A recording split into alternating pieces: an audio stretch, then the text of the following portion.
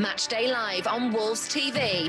Listen for free online at wolves.co.uk or on the move anywhere in the world via the Wolves app.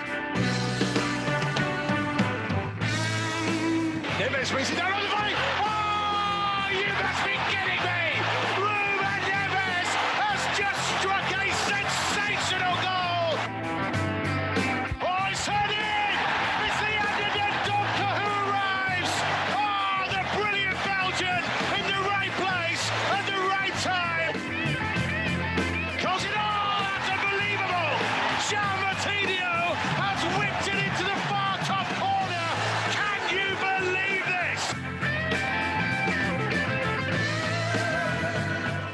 A very good evening and welcome to the home of football. Matchday Live Extra is back at Molineux for 2021. The new year, new hope, hopefully a new beginning for Patrick Cutrone and Morgan Gibbs-White especially, who have returned to the club and are on the bench tonight. We will run you through the full team news very shortly. I'm Mikey Burrows. Alongside me as ever is the Hall of Famer Andy Thompson, and also joining us from their nice warm homes, Chris Owellamo and Sam Ricketts as well. Sam has already been trying to wind me up tonight by telling me that he's turned his heating up even more so. So if I am in a grumpy mood between now and kickoff, that's the reason why.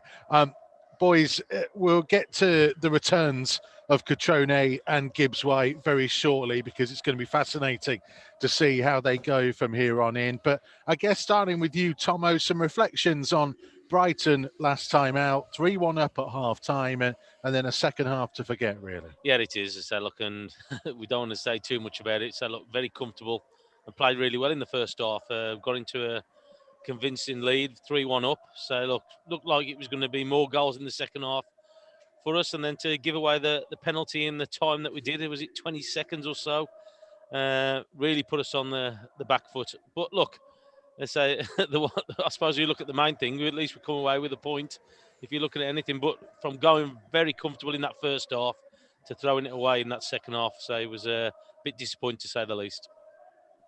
I just have to come in there and just say, I think we do have to touch on it, and obviously having Sam here tonight as well. If you're in a game, Sam, and your players are comfortable, they're 3-1 up, as a manager, what instructions would you put on, or would you expect the players to take responsibility and manage that game? Because you don't have to score another goal. You just have to see out the game, don't you? No, it's really unlike Wolves, isn't it? Because Wolves are so predictable in how they play and they're so methodical in what they do. The experiences on the pitch, it does come to players, as you well know, how you manage that game. And Wolves have been in that situation. Normally, it's only by an odd goal. And you put good money on Wolves seeing the game out from 3-1 up. It's really, really surprising. I think the players must take the responsibility more than Nuno, to be honest with you.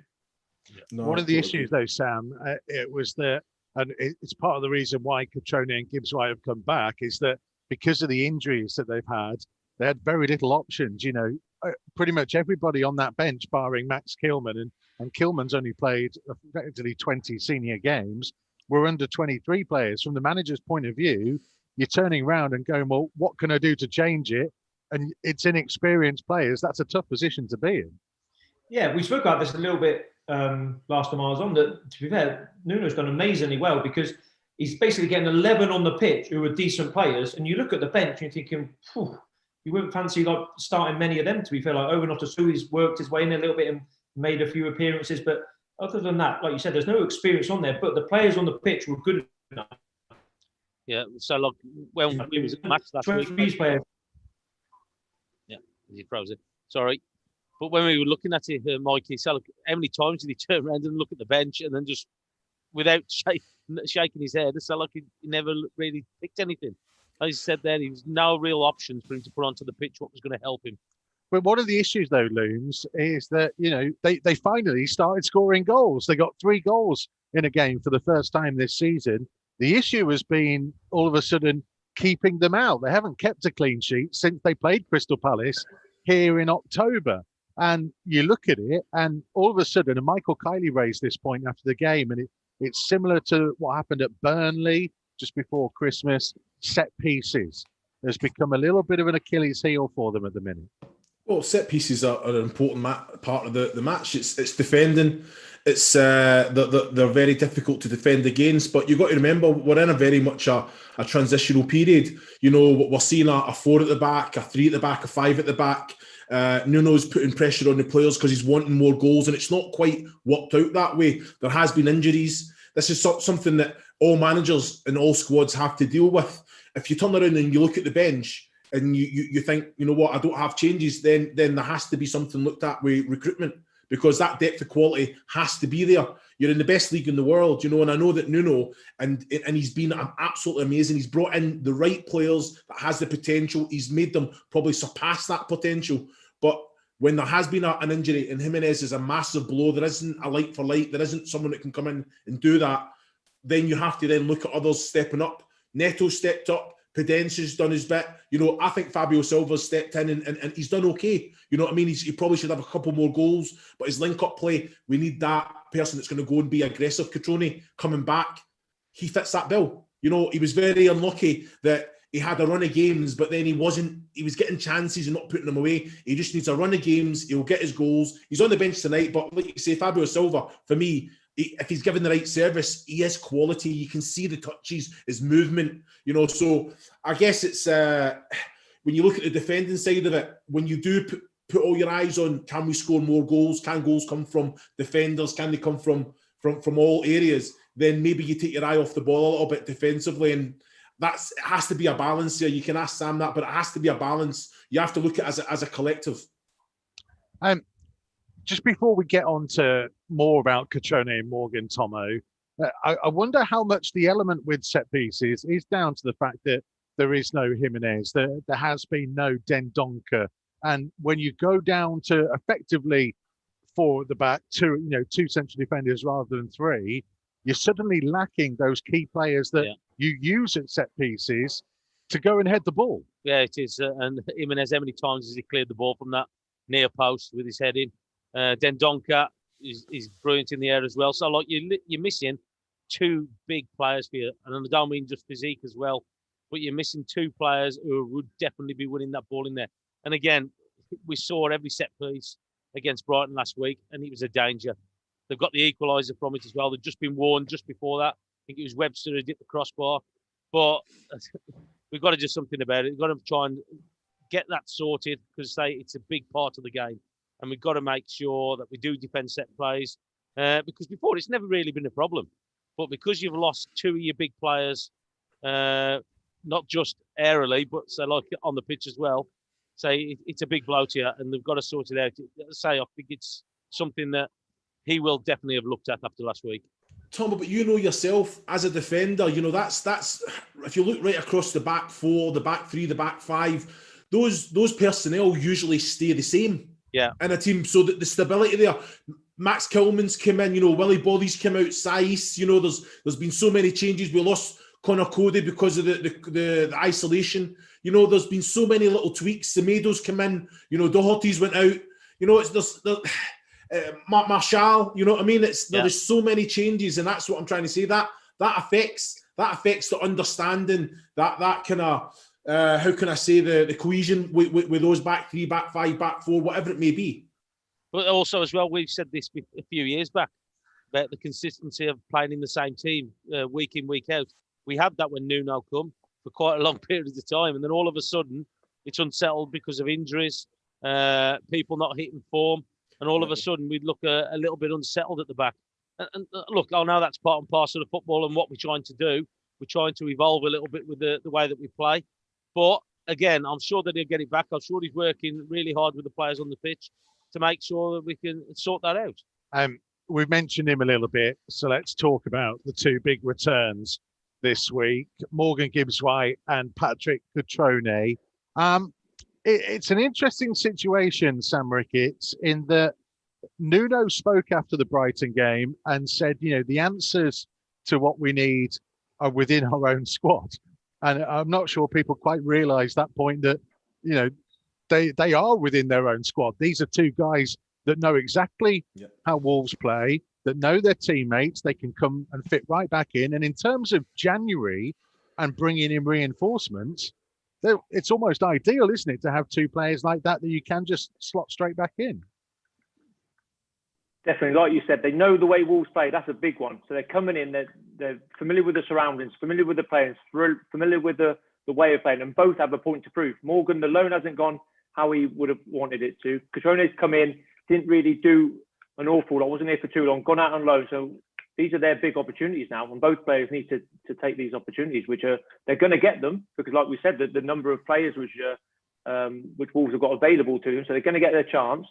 And especially for someone like Morgan, who's had such a big, stellar sort of 2-3 years, where he's so much potential, so much hope, and so much spoken about, we haven't really seen it as yet. So this is his time, really. Because signing a player, Sam, in January, I imagine is so difficult, because most clubs don't want to let players go mid-season, and especially players that are going to come and improve a team like Wolves. Definitely. And it's not only that, you've got to look at the situation. You're looking at the COVID situation, the financial implications for everyone. Wolves have got 2 good players in, not had to spend a penny. Even the likes of Liverpool, one of the biggest clubs in the world, are saying, we don't know if we can go and sign anyone. But Wolves have managed to bring 2 in. Now, they might go and get someone else, and then they like to do a loan and it becomes permanent further down the line. I know, but these are the 2 who are ready to go now. Like you said, the biggest thing is they know the environment. They know where they are and how everyone is expecting them to play. That's the element. I can see you nodding along, Chris Iwelumo. It is the thing, isn't it, that in terms of having players to hit the ground running, perfect. Yeah, spot on. I'll be honest with you, you're sitting thinking, who can we bring on loan? Who can we bring in on loan? And then these 2 players come back, and you know what? They do give you a little bit more quality and depth. Like Sam's already said there, they know the environment, the manager, the coaching staff, the players, they know them, but they have to come and deliver. This is an opportunity for them to really go and say, you know what, when the club needed me, I delivered. I'm at a certain level. They're both on the bench tonight, but I believe both will come on and make appearances. And it's down to them to actually grab that chance when it comes. But I still believe that there is room, and it's probably going to be more of the loan. I think me and you were talking the other day, Mikey, and I think it is probably going to be the loan market that Wolves will go. I can't see them spending money. I don't think any club wants to spend money in January. Who is the perfect player that you can bring in January? You're probably paying. It's for a reason that you're bringing this player in, because there's an injury. So clubs can hold you to ransom sometimes, and I don't believe that Wolves do business that way. Well, there's also the interesting point, Tomo, that listen, if we talk about spending money, they spent money on Patrick Cutrone, and there was clearly something about him 18 months ago that they looked at and said, this is a guy that will be ideal for the way we want to go about things. Now, we know he didn't get the game time he would have wanted first time round, but Nuno's spoken, there's no issue between the 2 of them. Yeah. It's simply he didn't get to play as much as he wanted to. He's gone back to Italy. It's not worked out for him there. This is his big opportunity, second chance. He only just turned 23 this week. It's not as if he's at the end of his career. This is his moment now. I think it's the 2 of them's moment. Gibbs White coming back as well. I think that we've sent him out on loan because it just didn't work for him here as such. We sent him to get some more experience, some game time. Unfortunately, he got injured and wasn't able to play that many games. So it hasn't worked out for Cutrone back in Italy. But look, there's opportunities. It's a fresh start for them. So they've been away from the club for a little bit. So now they've got to come back and got to prove that they should be staying here. That's the thing. If you're a player and you've been sent out on loan and you want to come back and you get pulled back, you want to prove a point. You want to make sure they're saying, hang on a minute, I deserve to be playing in this team. And they've got an opportunity here with all the injuries that we've got. The guys will know this, Tom and Chris. You only get so many opportunities as a player, and you're about to see how much these players want it. There's Cutrone coming back here with a bit between his teeth saying, I'm going to prove to everyone I want to be playing at Wolves. Or is his body language will tell pretty quickly, or does he not want to be here? Does he want to be back in Italy? Morgan, I'm sure, wants to be, and I'm sure he wants to be a success here if he's come through from being a young age. So you'll get it from him, definitely. But you only get so many opportunities as a player. You can't not work this time, go back out on loan again. If you're Cutrone, expect to come back and get another chance. This is nearly it, really, for him, I'd say, between now and the summer. Let's talk about Morgan Gibbs-White quickly, because he turns 21 this month. And, it was the FA Cup third round at Stoke a couple of years ago when he kind of burst on the scene, and he's had a taste of it. He's never really been able to nail it down there. But I wonder how much at the moment, Chris Iwelumo, that the slight tweak in Wolves' formation to actually play with a number 10 that we've seen Podence do, we've seen Vitinha do in recent games, that might actually suit Morgan Gibbs-White more than any other position he's played for Wolves. I agree. He's got some big boots to fill there. He'll know exactly how well. But I think the formation, it'll suit him. I think the energy that he brings, he's a good technical player. He receives the ball in tight areas. He's got good awareness of the players around him. And his knowledge of the game. It's one of those things. He did get a run in the game. We have to understand that, Mikey. He did get a little run in the game, but then he was coming off the bench, in and out. And you just want, I guess, as a manager to say, right, no matter what age, if he's good enough, I'm just going to stick with him. And that's what these young players need. So, like Sam's already alluded to there, this is a chance to come and say, you know what, this formation suits me. I'm going to make that position my own. If he's on fire and if he's reaching those levels, it's impossible to drop. Okay, we might come back to this discussion, but we've got our first guest ready and waiting to join us tonight here on Wolves TV. A big welcome to Matchday Live Extra for a man who unfortunately had to play with Chris Iwelumo earlier in his career. That hard thing, mate, was it? Good. A Crystal Palace club ambassador these days. Welcome to Matchday Live Extra to Darren Ambrose. Good to see you. How are you, my friend? Self? We're all pretty good. Darren. I'm pretty cold, but we'll move on. Darren, just tell him now that what an absolute pleasure it was to be in my squad, mate. You know what I mean? We were close, mate. This guy's an absolute joker. And set me up on a few goals, so I can't complain. I don't think I repaid the favour though. Yeah. Looms will probably bring that up many, many times as part of this conversation goes. Don't forget at the minute. Darren, you've got happy memories of an FA Cup tie, Crystal Palace against Wolves. What, 11 years ago now? Two good happy memories, really. The first one I was when we played at Molineux. Obviously, I scored the first, a free kick. We got a fantastic draw, which took us back to Selhurst, and then we ended up going through, which was fantastic. And on the night, a perfect hat-trick from our right back, which was a fantastic occasion for the football club. And to beat a Premier League side as it was fantastic for us. I mean, Darren, I've got to ask you about just about Palace because I've had the pleasure of doing a couple of games. I've done West Brom when they were away, and then I've done away to Aston Villa. Two very different teams.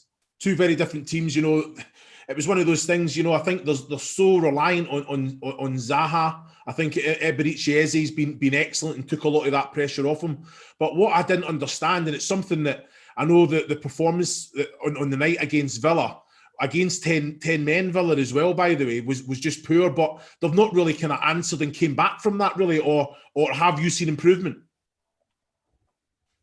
No, I think, like you said, when a team goes down to 10 men, it happened a couple of weeks prior to that against West Brom. And although the first half against West Brom was very tight, Palace come out and just ran riot second half. Yeah. And I was kind of expecting the same thing to happen against Aston Villa.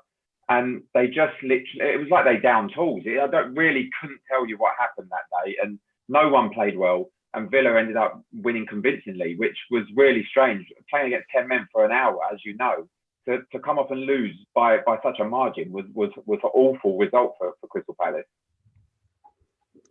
How seriously do you think, Darren, Palace will look at the FA Cup this season? Because obviously in a very similar position to Wolves in the Premier League, and we all know how important it is to stay in this division year in, year out. Is the Cup something that they will look towards, or is it firmly Premier League is the priority? Well, you always want a cup run, especially for a team like Crystal Palace, similar to Wolves. I mean, first and foremost, it's fantastic to have the game on tonight, considering what's happening in other football games at the moment. So it's brilliant to see the two teams are very, very strong as well, from what I've seen. So that's fantastic. Obviously, Will Zaha normally gets rested for these games, and he is again, but he's an option off the bench, which is not normally the case. So it seems like Roy is having a good go at this. And like I said, in these times and the day we're in at the moment, to have a cup run for a team like Crystal Palace and Wolves will bring a lot of joy to the fans, I feel. wanted to ask you about Eberechi Eze, who I think impressed a lot of people in the Championship last year. He scored an important goal last time out as well. With Zaha not starting tonight, is he kind of Palace's main threat?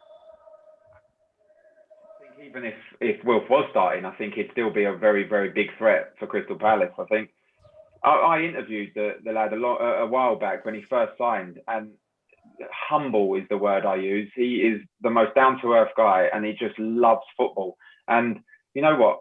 I mean, I've been guilty. Chris will tell you the same. Like when you're young, you do things like you're in the playground, and when you grow a bit older, and you feel like you got a bit wiser because you've made a few mistakes, and you kind of stop doing these things that you used to do as a kid.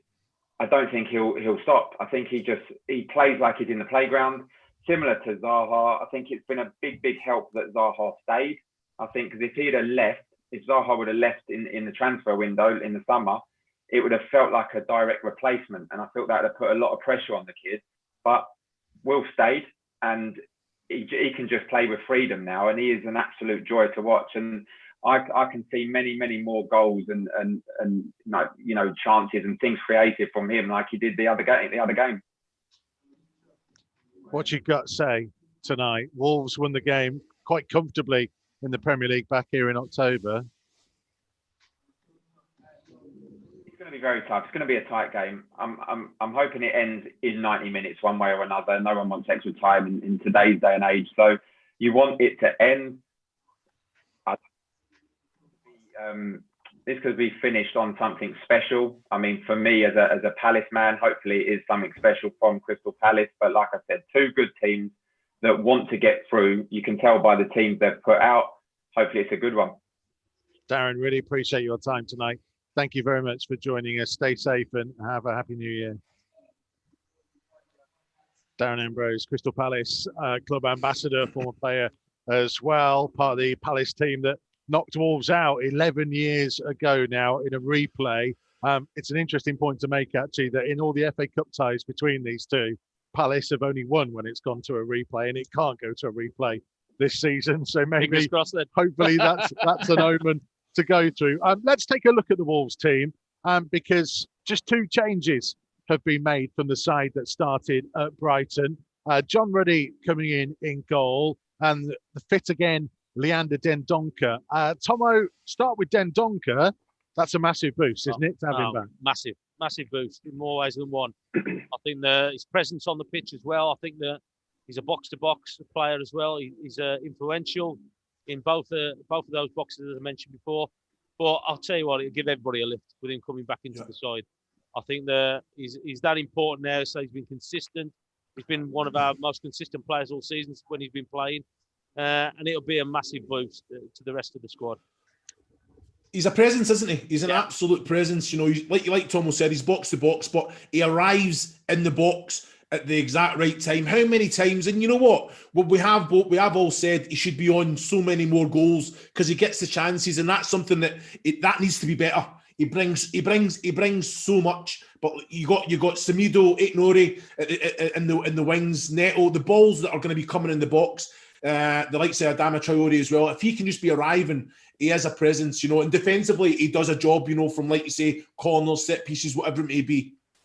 And he's a big runner as well, isn't he, Chris? Yeah, he covers the ground. He's 12.5k presence, like you said, defending, attacking. He's not as silky as Neves and Martino on the ball, but he brings that energy to get across the pitch and press and play the Wolves' way. Sam, I also wanted to ask you about John Ruddy coming in, because me and Tomo were fortunate to be sat right behind him at Brighton the other night, and it was unbelievable, actually, just how much he was involved in it. His presence in that squad. I mean, he was effectively coaching Adama Traore one-to-one through part of that second half, and to have that level of experience to be able to come in, I mean, he could probably play for most championship teams, couldn't he? He's a very good goalkeeper. Undoubtedly. Listen, he's got the ability. He's still young enough to be agile enough. He's bringing all that experience, and to have that on the bench or have that backing up Wolves, like you said there. So you saw that because you were sat behind it, but no one else is seeing that. What you saw that at the game. What's he saying in the dressing room at half time, before the game? What's he saying on the training ground, you know, during the week? it's a huge thing when you get the players driving what the manager wants, because the manager then can stand back and push it, and the players push it and push it and push it.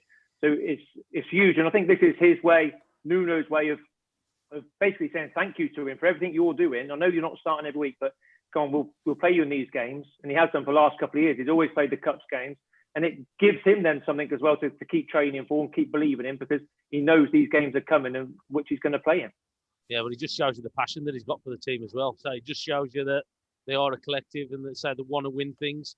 And again, he was bellowing. So look, right in front of us, you got Conor Gallagher and him, and he never stopped the game. So he was going and going, and I think it's great. I think it's great that he's got that passion and that desire for his teammates out on the pitch. But also, Chris Uelemo, we talk about that passion and desire, and as Sam mentioned, it's that element of giving him these games. He prepares himself for these games, and I was going through some of the stats beforehand. He's actually kept 7 clean sheets in the last 16 appearances that he's had in the last 2 and a bit years, and that's as a number 2. So if you've got a guy like that who can come in, I mean, we all know what he did in his first season in the Championship. He was superb. He was the PFA Team of the Year goalkeeper for the Championship.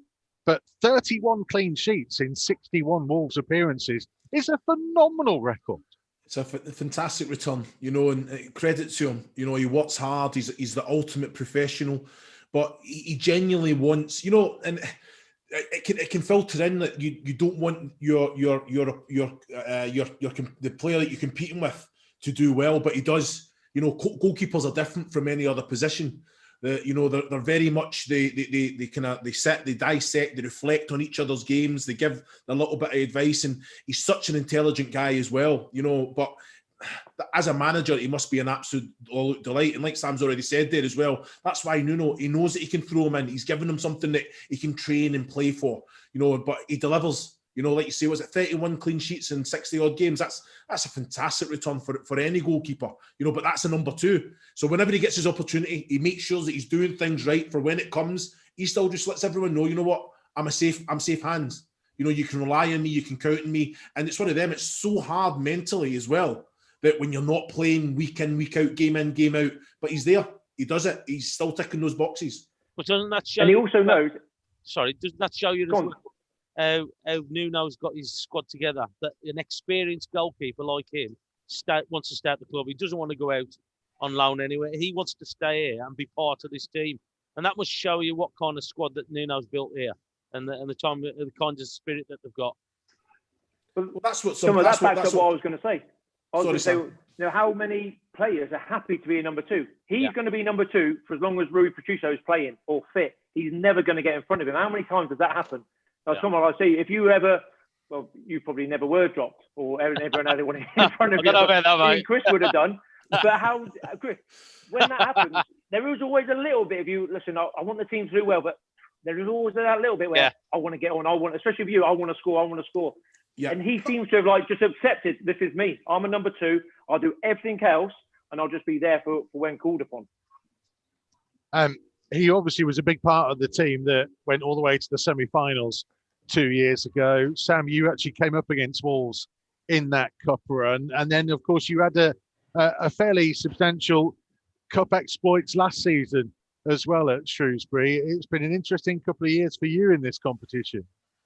No, the FA Cup is a great competition. I think when you're a lower league side, you get to play against the bigger sides that you wouldn't ever get to. Obviously, that year Wolves away, and then Wolves back at Molineux was a great occasion for me, but for the football then last year with Liverpool. And I'm looking at it now for this year and thinking of Wolves. Where are you not going? Because we know, but there's only so much improvement in them. They come 7th the last 2 years. It's getting to the point where, and I know we got to the semi-final 2 years ago. We've had good years in the Premier League to keep that momentum. I tell you what, if they could get to the final this year, is that silverware which keeps that rise going, goes again. Are they going to break into the top 4? Probably not. Are they going to break into the top 6? That's a big ask, because they're not huge spenders, Wolves, and a lot of sides are spending.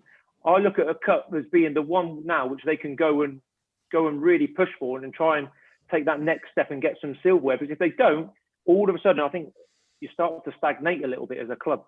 Well, I asked this question to Darren Ambrose about how seriously are Palace taking the FA Cup. How seriously should Wolves be taking the FA Cup, Tomo. You hear Sam there. We're in this situation now where there's still an awful long time at the Premier League to go because the season started late. It feels like we're deeper into the season than we actually are. But if you look at the FA Cup 2 years ago, it really kind of kick-started Wolves in the Premier League, and they probably wouldn't have finished seventh that season without the cup run. Yeah, exactly. So look, I just think that, again, teams are going to change, the squad's going to change the starting 11 for these cup games because of the league. And I just think it's an opportunity for us to actually go somewhere. You saw what it meant to Wolves fans, how disappointed we were when it ended. But again, so it's great having a cup run in the FA Cup. So look, and you can see what it means to the players. And if they can emulate that again, it'll be absolutely unbelievable. Because I think that if we can keep performing and get somewhere in this FA Cup, I just think it'll be great for the club. Well, while Chris Iwelumo answers this, we're going to get in our next guest on Matchday Live Extra. Looms, cup run. Should they be fancying it, or do we focus on the Premier League? I think you have to have a balance. Obviously the Premier League, that's the priority, of course. But what? We're in a healthy position, obviously the dropping a couple of points in the last couple of games, but this is a nice distraction, and like Tom said, and Sam, a cup run it is a must. Go and win a trophy, especially in these times. It's unprecedented, money wise as well. It definitely will help the club financially, but again, it's get into that kind of momentum of just winning games, managing games, getting over the line, getting the result. And that'll only breed confidence into the group. And then if they're doing well in the Premier League or doing well in the Cup, that it filters into the next game and so on. So it's important to just get into a winning habit, really. Well, we talk about going on good cup runs. Here's a man who knows all about that. Welcome to Matchday Live Extra, Simon Osborne. How are you, my friend? Good evening, Mikey, Chris, everybody there. You okay? We're very well. Hey, Ozzy, you had two incredible cup runs, both with Palace and with Wolves. We'll focus on the Wolves one first of all, because we've just been talking about 2 years ago, the run to the semi-final. You were, of course, part of that team in '98 that got to the semis, and then you weren't able to play in it. Yeah, we've talked about this before. There was an unfortunate incident at Ipswich away when I managed to get myself sent off, so a bit bittersweet. And like I said, we didn't play very well on the day, and I think in hindsight, we've talked about the teams and how it was set up and the people on the bench that didn't start, and maybe it could have been different, who knows. And then 8 years before that, you'd been with the Palace team and then didn't get to feature in the final. You're the nearly man of the FA Cup. Yeah, I was a young pro at Palace at the time. I only turned pro that year, so I travelled with the team to games and part of the experience. Didn't get to go to the final itself with the team, but it was a really good experience. We sort of went away prior to every sort of cup game. It was a bit of superstition by Steve Coppell at the time. We'd gone away for a couple of days break and warm weather training and managed to sneak away before every game. So that was good. I managed to get on a few trips there and work on my suntan as a ginger. You were Young Player of the Year there. Yeah, I think it possibly was that year, actually. I'd signed pro that year and managed to be around the first team. You didn't have as big a squads then, so you'd get dragged across to train with the first team. So it was a great experience to learn, go along. And like I said, we got on a decent run and managed to keep it going sort of all the way through to the final, and then so close to winning it. And we had the replay then, and it was a bit of a disappointment on the second attempt there. But yeah, it was a really good time for me to be coming through as a player, as a pro, with a lot of experienced players at the time: Jeff Thomas, Andy Gray, Ian Wright, Mark Bright, people like that. So it was brilliant for me at Palace at that particular time. Obviously, we had Darren Ambrose on before, and I was winding him up about having to play with Chris Iwelumo. Unfortunately, you had to play with Tomo, and that just feels like worse. Thanks, Mikey. I needed Tomo to tell me what Bully was saying, so it was great. Really no, like I said, we was a little bit unlucky at the time. Obviously, Tomo and I played a lot together, and it was a difficult time of trying to get promotion at the time, as Tomo's probably rightly said to you. But we did have the cup run at the time, and it was a frustrating time, I think, for a lot of Wolves fans and us as well as players at that particular time. And Andy will be paramount to that, because we had a good team, we had some good players, but because Jeff never quite put that together to get us into the promised land. Yeah, it was a shame. So look, that one game where we lost in the playoffs, wasn't it? Was to Crystal Palace as well, which was a big shocker, a big disappointment. So look, It's a big game tonight. Hopefully we get the right result against Palace. Who are you voting for then? Who are you going for, Ozzy? I'm probably going to just go on home form. Both teams have obviously put out strong sides, as you can see, you know, Palace. And I think just caught the back end there of what Chris was saying. I think it's vitally important for sides of Palace, Wolves and the like that to try and, you know, put out their strongest team and go out and win a trophy. Man City do it in the Carabao Cup. Obviously, Tottenham with Jose have gone to do that as well. And I don't see any reason why, if you can't get that form going, you know, get a couple of cup wins under your belt, you want to go on and win a tournament, and that transfers across into your league form. Both teams pretty similar at the moment in terms of form and also where they're sitting in the league. Palace have got some injuries. Wolves have got some injuries. It's been difficult moments for both teams, and I think it's going to be a tight game, and I think it will only be won by the odd goal. I'm going to probably just go on Wolves because of the home form at the moment, but I don't really think it makes a lot of difference, obviously, because what's going on with obviously supporters and COVID and all the like. But it's going to be tight, I must admit. I don't think there's going to be many goals in this one. And we talk about the midfields, Simon, because Wolves are very strong in there with Moutinho, Neves and Dendoncker, all three playing tonight against McCarthy and Riedewald, who kind of not normally probably guaranteed starters for Palace. So is that a key area tonight that you look at and you go, if those three for Wolves can really get to grips with it and dominate, it's Wolves' game for the taking?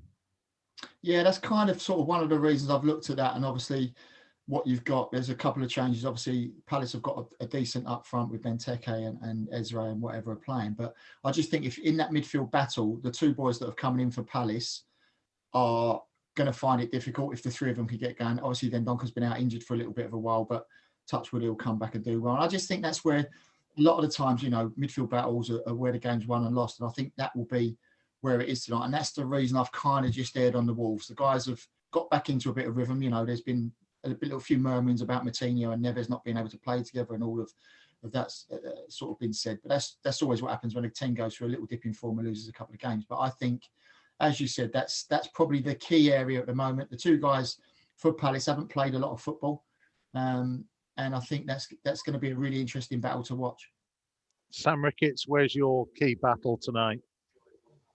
I think it's probably, I'm looking at Wolves going to a back four. I know they have done it, but it's not as structured as what they are with the back three. I'm just thinking of Eze. Can he find some space there? Can he isolate himself up against Connor Cody? I think that if Wolves can take care of him, I think they'll go on and win the game. I think they'll win by a couple of goals. Chris Uwelemo? Well, I'm looking at their fullbacks, you know, Van Aanholt and Klein. You know, they're so energetic getting forward. So I think it's the likes of Traore and Neto. Can they kind of put them on their back foot, stop them from doing that? But again, they've got a defensive responsibility to follow them. So that's going to be very interesting in the flanks. And then when they do overcome that, it's the quality, that delivery, that final pass, that final decision. That's going to be a massive battle, both sides. Tomo? I just think that the back line has got to defend really well, as Liam's just touching on there. So look, I think that they've got to try and stop the strike force of Crystal Palace, because I think if we can keep them out, I think that we'll go on and convincingly and get a good victory tonight. I think that's going to be the important area for me, where we need to make sure that we keep a clean sheet if we can. Okay, Simon Osborne, score prediction from you, please. I'm going to go 2-1 Wolves. 2-1 Wolves. Sam? 2-0 Wolves, 2-0. Mr. Uwelemo? Yeah, I was going to say 2-0 Wolves as well. Tomo will copy one of you, so... Tom, we'll go for Mikey's result. Just kill him off, will you, please? Go 1-0. Yeah. Now 3-1 I'm going to go. Oh, 3-1. He's feeling very confident this evening. I think it'll be pretty close tonight, so I am going to go for 1-0, but for a very specific reason. That I think these are two quite well-matched teams at the moment in the Premier League. Simon Osborne, thank you very much indeed. Always good to see you, my friend. Stay safe and well. Thanks, Simon. Nice to see you, Oz. Simon. Thank you, mate. Thanks for joining us on Matchday Live. Mikey, there's no VAR in this competition, is there? I know there is, yeah. Oh, there is. All right, because remember VAR, Van Aanholt went down for a penalty, and VAR actually got it right for us the last time they came here. The grounds that have basically the Premier League grounds, if you're a home Premier League team, you do have VAR. So I can tell you it's Jared Gillett who is in charge of it tonight. But hopefully we won't need to hear about him through the game. Fingers of course, crossed, there is no crossed. replays, so we are in it for the long haul this evening. Fingers crossed it's sorted in 90 minutes. More from Chris Iwelumo and Sam Ricketts to come, and of course more from Tomo in just a second as the players are about to head out for the FA Cup third round here at Molineux, live on Matchday Live Extra.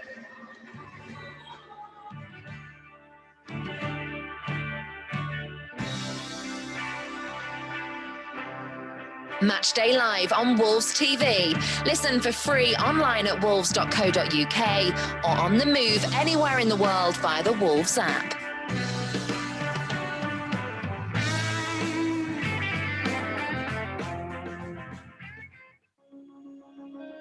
The Old Gold Club has a new series, My Golden Game.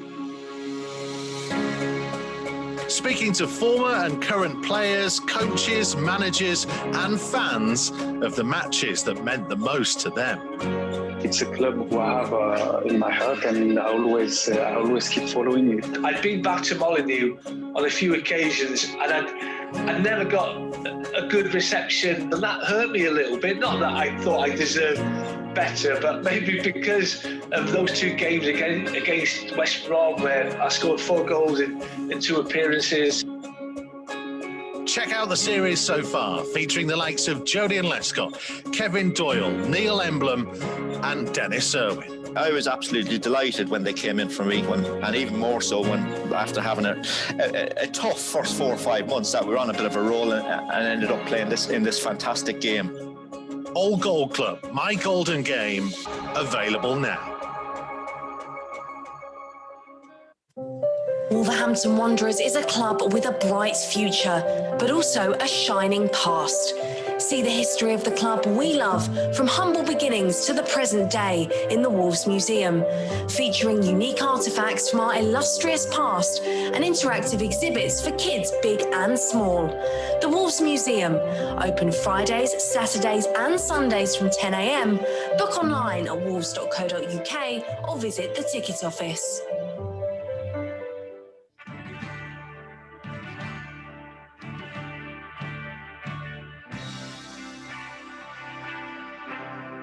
Matchday Live on Wolves TV. Listen for free online at wolves.co.uk or on the move anywhere in the world via the Wolves app.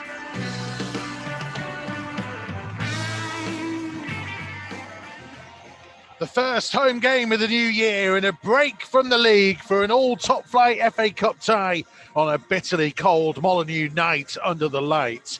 2 years ago, Wolves' debut Premier League season under Nuno was ignited by a storming run to the semis, but more often than not of recent times, the romance of the Cup has deserted these parts. The Old Gold have gone out in 6 of their last 8 third-round ties. Palace arrive here boasting just 1 win from their last 6 in the Premier League, and having already lost at Molineux back in October, though they did win the last FA Cup meeting between these two way back in 2010. Wolves have made 2 changes from the side that started the last Premier League game away at Brighton. John Ruddy is in goal, and fit again, Leander Dendoncker returns in midfield in place of Vitinha, who is on the bench. It means it's Ruddy in goal, a back 4 of Nelson Semedo, Conor Cody, Romain Saiss and Ryan Aït-Nouri. Leander Dendoncker takes his place in midfield alongside Ruben Neves and João Moutinho, with Adama Traoré, Fabio Silva and Pedro Neto up top. 2 players returning from loan this week have been making the headlines. Patrick Otrone and Morgan Gibbs-White are both on the bench. Rui Patricio, Ki-Jana Hoever, Vitinha, Lewis Richards, Max Kilman, Owen Otashawi and Theo Corbeanu making up the rest of the Wolves substitutes. Palace, they've got some injury troubles of their own. Jack Butland is in goal. Nathaniel Klein, James Tompkins, Mamadou Sakho and Patrick Van Aanholt, their back 4.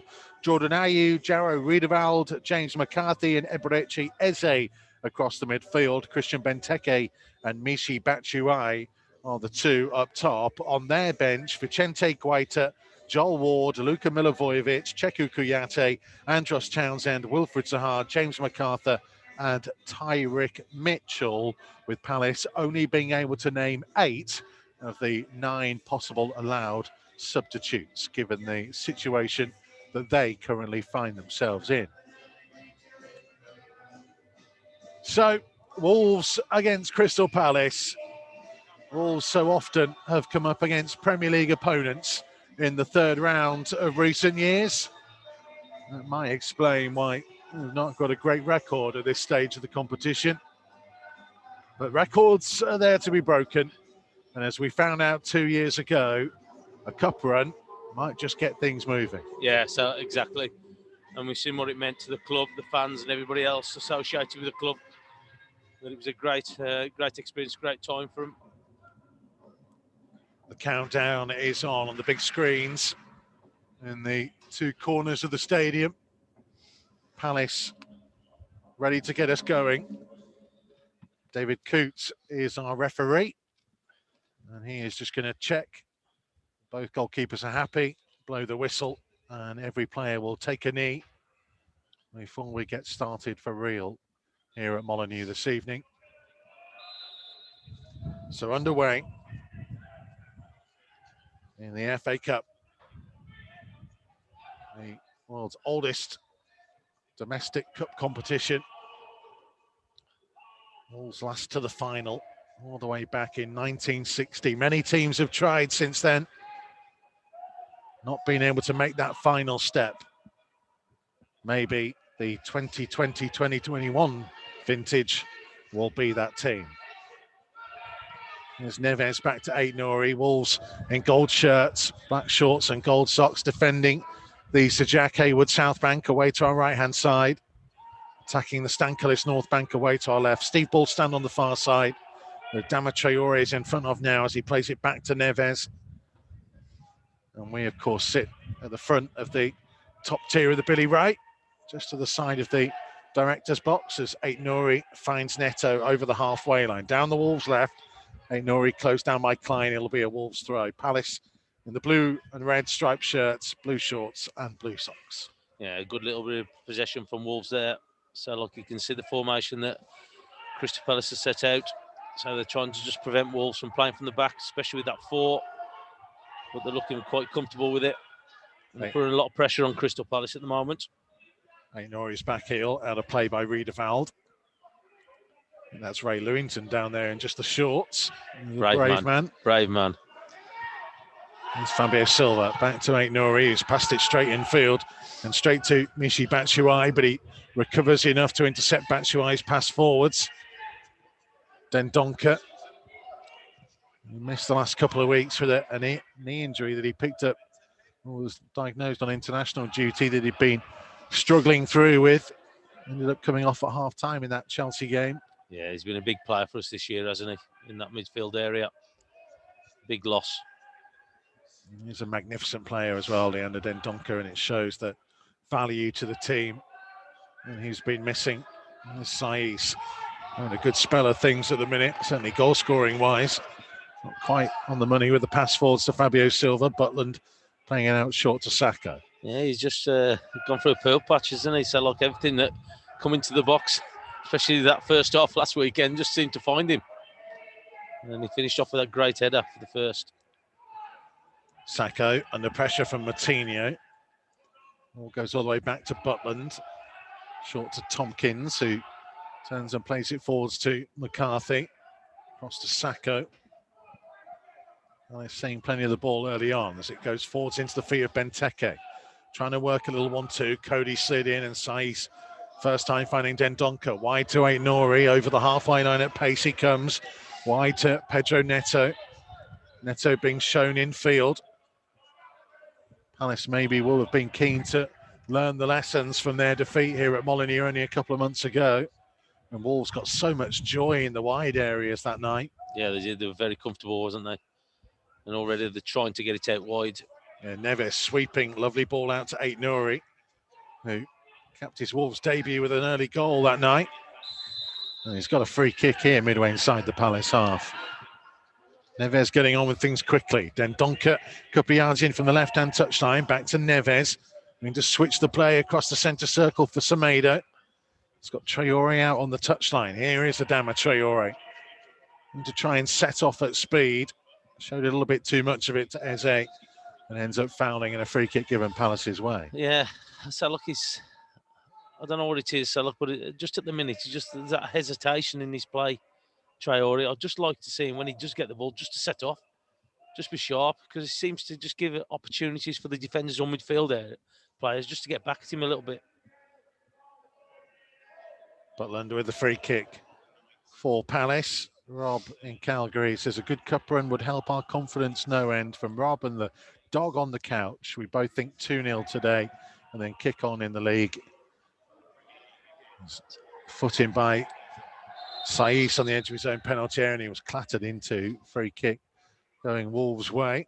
Yeah, he just got his toe to it, didn't he, Saiss? So the challenger's just coming off, and he's just had a whack in the face as well, I think, for it. But he read it really well. He's up and okay. Rich sat with Lisa at home, has also gone for 2-0. They're doing dry January, so beerless watching the game tonight. Full respect to you if you are doing dry January through lockdown. And say we hope that you stay safe and healthy through this difficult period. Saiss goes wide to Neto, closed down, so back to Aït-Nouri, to Neves. Aït-Nouri again, midway inside his own half, back to Romain Saiss, couple of yards outside the penalty area. Across to Cody. So Wolves are having a lot of possession, but they're making it difficult, aren't they? Crystal Palace with the way they're set up. Just got that bank of four at the back and then four in front of them there. Cody had tried to go long to Traore, didn't quite find him. Palace's clearance only found Dendoncker. Neves wide to Aït-Nouri on the halfway line. Back in field to Neves, to the left of the centre circle. Low one trying to pick out Traore, again intercepted by Van Aanholt. Eze in field to McCarthy, back to Tompkins. Midway inside the Palace half, to the right-hand side to Klein. Early to Jordan Ayew. To McCarthy, infield to Riedewald. He will switch it to Van Aanholt on the left-hand side. Falls to Eze. Semedo is tracking him. And then a block by Neves. Moutinho trying to get a foot in. Palace have it back. McCarthy standing it forwards. Cody nodding the ball down to Neves. Yeah, so look, again, both teams are nullifying each other at the minute in that central position. Just need to try and get that pass. I know they've tried to hit Traore a couple of times, but it just hasn't found its mark yet. Just got to keep going. Be patient. Here's Moutinho for Ruben Neves. Over halfway to the left-hand side to Aït-Nouri. A couple of step-overs up against Jordan Ayew, reminiscent of Ruben Vinagre, who's gone on loan to Famalicão in Portugal. Joining a big Wolves contingent there this season, actually, with Bruno Jordão and Leo Campana. There's Adama Traore trying to cut back infield, midway inside the Palace half. Neto just about managed to work it backwards. Moutinho keeps it in on the right-hand touchline, about 15 yards inside the Palace half. Looking infield and playing backwards to Saiss. Now with Ruben Neves. Cody for Semedo. Space to look and cut in field. Traore trying to find Dendoncker, who couldn't quite work it out to the outside to Neto. Quite congested in that central area. It is. So look, both teams have got a lot of players in there. So they're making it difficult for each other. Just can't get anything through at the minute. So you can see that Wolves are trying to keep passing away and trying to get the way through the Palace midfield and defence. Haven't found a way yet, but they've had some decent possession. Riedewald to the left-hand side for Van Aanholt. Closed down by Traore. Back to Sacco. Going to try and dink it forwards towards Benteke. His header only went to Neves. Nods it down for Semedo. To Traore on the halfway line, allowed to turn. Spaces to Wolves' left here. Traore looking right for Semedo. Overhits a short pass and it'll be a Palace throw. Yeah, it's kind of stop-start with him, isn't it? So look at the minute for me, for Traore. He's not really getting into his rhythm with his running, with his pace and that. He's kind of stopping the ball. Just needs to be a little bit more on the move for me.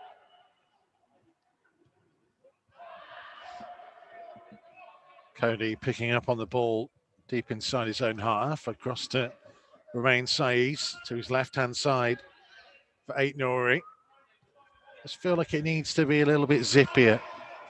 Move the ball a touch quicker. Yeah, and I just think they need a little bit of more movement in front of them as well. I think that because of the way Palace are playing and we're only playing the one up front, it's been comfortable for them. They've been able to shuffle across, and as you just touched on there, a little bit quicker with the ball.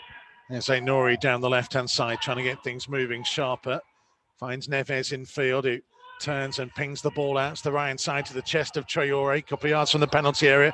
Traoré trying to put a low cross in, deflects behind for Wolves' first corner of the game. Yeah, that's better, isn't it? So they've tried it 2 or 3 times to try and find Traoré with a long pass. Found its target there and was able just to get at the Crystal Palace fullback and get a corner out of it. But that's a little bit better. I think that's something that we can utilise down that right-hand side, getting Traoré in. But I think the ball's going to be important to him, or the timing of it.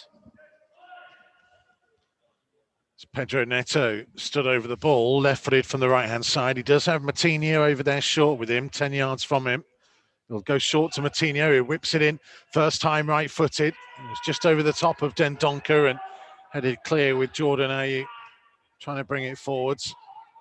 But Neves got a block on it. Here's Dendoncker picking up on possession. Traoré midway inside the Palace half.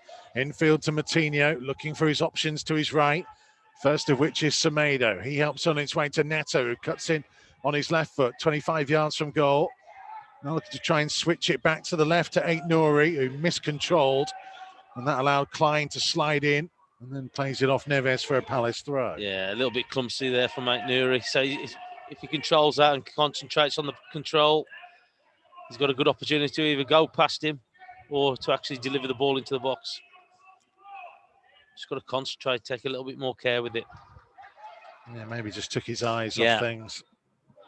He's probably looking where it was going before he's even got the ball, and that's what's probably knocked him off a little bit.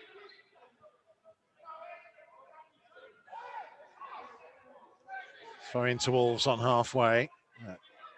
Aït-Nouri will take. Thrown a long way infield towards Dendoncker, who didn't see Eze coming round on his left shoulder. He'll win possession back. Riedewald on halfway, trying to get away from Moutinho. Neves brings him down. Yeah, just that one with Dendoncker. Once he let it bounce, it was always going to go away from him, wasn't it? It was always going to be difficult for him to get anything on it. Wolves dominating possession at the moment, pretty much 70-30 as Ayew crosses in from deep. Saiz away from the edge of the box. And then Neto intercepting ahead of Nathaniel Klein and trying to get Wolves moving at speed down the left-hand side. And McCarthy can't keep up with him. Neto still running forwards now, trying to cut back infield. Needs some support to come. He's back onto his left foot. Whips a low one in. Oh, and Fabio Silva heads over from 6 yards out, stooping down. Slap bang centre in front of goal. Big opportunity. Wolves' first real one of the game. Oh, massive. Still Wolves nil, Palace nil. Massive, massive opportunity there. Great play down this left-hand side by Neto. Turning and twisting. And he's got the audacity just to flick it back again. It hits a great ball in. Oh, it's hit him on the shoulder, doesn't it, by the look of it? He's missed it with his head. Oh, you can see what he's trying to do. He's disappointed. He's shaking his head. Just tried to flick it, didn't he, with his head? And I think that he's missed it completely. And it's come off his shoulder. But, good opportunity there for him.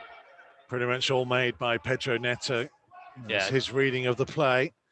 The other end, Batshuayi, right-hand side of the penalty area for Palace, trying to deliver his cross to the far post. Eze striking high into the south bank. Chances beginning to come for both teams. Yeah, just need to be careful. Moutinho, I think, so saying something to Aït-Nouri. Again, experience, just having a word with the young lad. That's what he's there for, to learn. He just hesitated, didn't he? And then allowed almost his touch, sent Batshuayi away. There's Klein infield to Riedewald, trying to hold off Fabio Silva. To Tompkins for Sacco, who will look to bring it up to halfway through the centre circle. Benteke has dropped short. McCarthy to Riedewald. Again closed down by Fabio Silva. Running Eze, falls towards Benteke. Cody reads the danger really well. Yeah, he did really well, didn't he? Just stepped in. Neves wide to the left-hand side. Aït-Nouri taking over. Infield to Moutinho. Back to Connor Cody, midway inside the Wolves half. Out to Semedo on the right-hand side. And to try and come over the halfway line and being shown infield. Plays it across the centre circle for Moutinho. Palace are dropping off at the minute as Moutinho works it to the left-hand side to Aït-Nouri, whose cross takes the deflection and will see it bounce into the arms of the waiting Jack Butland. Yeah, so look, again, so the young lads have got to do a little bit better there for me. So like, not really anything in that. You could see that Crystal Palace are dropping deeper and deeper. There was an opportunity there for a little square ball, I think, or just to keep it. So look, and just see what happened then. But you could see Crystal Palace dropping back to the edge of their 18-yard box. And it was always going to be difficult to get that ball across. Quarter of an hour gone at Molineux. Semedo plays the ball back to John Ruddy. Ruddy looking to try and work it out quickly towards Neto. Klein went in the air. Moutinho reading it. Made sure it was his. Finding Neto.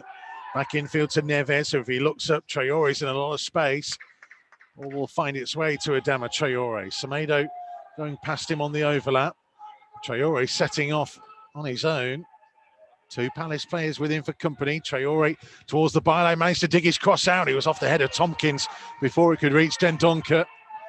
Neto nodding it back to Aït-Nouri. Wide again for Pedro Neto. Shaping up against Klein. Leaves it for Jean Moutinho, who's a couple of yards behind him. Moutinho trying to switch it again across to Traore. Right-hand side of the penalty area. Adama Traore back onto his left foot, firing low and just wide of the near post. Couldn't quite find the room to get it on target, Adama Traore. Yeah, but that was better from him. He's on the move. So as soon as he's controllable, grab ball from Moutinho. But he's on the move, which I like. That's what he's got to be doing for a little bit more. On the move, just coming on his weaker foot, his left foot. Got a good strike, to be fair to him. Just pulled it fractionally. I don't think Butland would saw much of it. But that's better. That's better from him. Does tend to like going for the near post, doesn't he, when he cuts in on his left foot? Yeah, he does. Wonder sometimes whether you give yourself more an opportunity just to go across goal. Or a cultured curl, or a far curl, yeah. So, but yeah, he does it many times. But to say that's been better from him the last couple of times there, where he dug that cross out earlier on just before that. And that's what he needs to do. Semedo back to Dendoncker into his own half to Cody. Low across the centre circle for Saiz. Now Aït-Nouri being shown in field by Jordan Ayew. Space just opened up as Dendoncker had made a good run through the middle. Couldn't quite find him. Cody for Semedo. Wide to Traore. Again looking to run at Van Aanholt. Again bursting through into the penalty area in a low one that took a deflection and sent it through to Butland, as Wolves did have numbers in the penalty area that time. Yeah, miles better play from the last three times now. He's looked menacing coming from that right-hand side, cutting inside. They've shown him the line that time and so he decided to go inside. But he took a nasty little deflection, didn't it? And just made it quite easy for Butland just into his hands. But he's starting to look a real threat, Traore.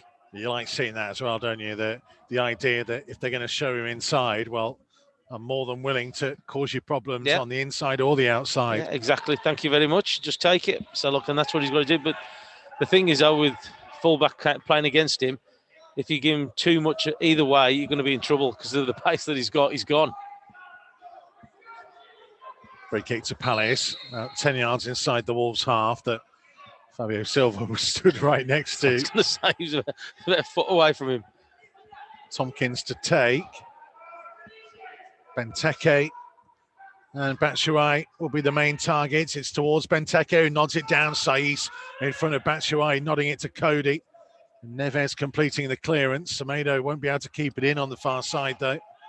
It'll be a Palace throw. And say set pieces will be something to watch tonight. Well, Benteke is going to be a threat, isn't he? So look, he's the one that was looking for, and he won it as well. When you just do that, it's just second balls. You just got to make sure that if he's going to win that first ball, you get the second ball. Palace clearly watched Burnley against Wolves before Christmas. That was very reminiscent of Burnley's tactics. Yeah, Tarkowski won it. That's where they aim for. There's Mamadou Sakho trying to lift it forwards towards Benteke again. Saiz challenging with him. Benteke managing to get hold of the loose ball.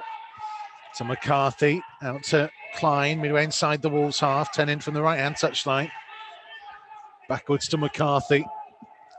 We've seen that a couple of times already from Saka, that diagonal.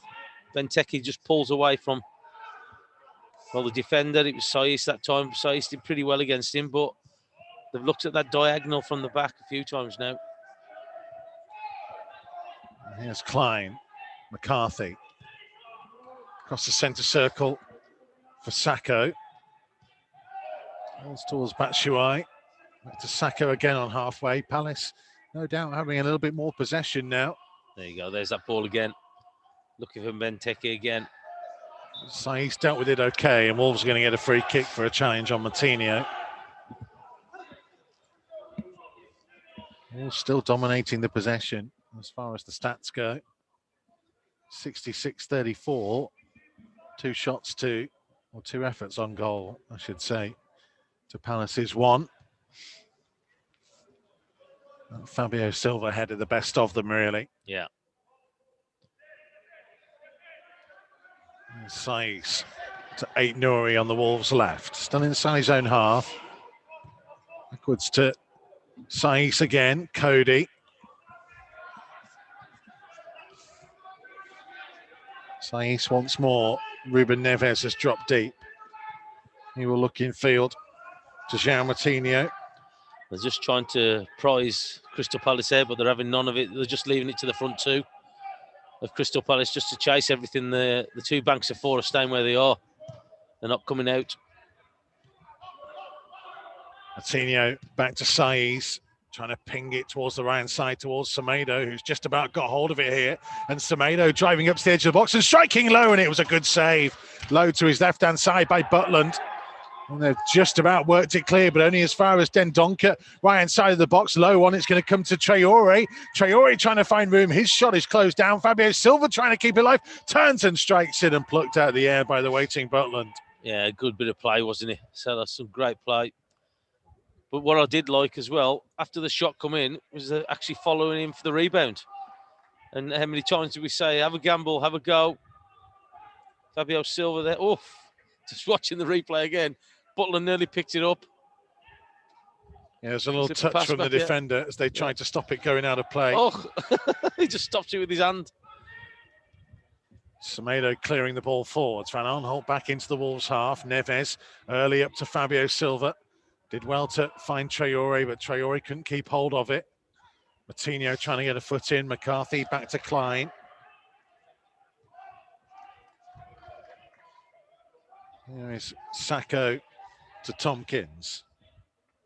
Nelson Semedo's last goal was for Barcelona in July of 2019.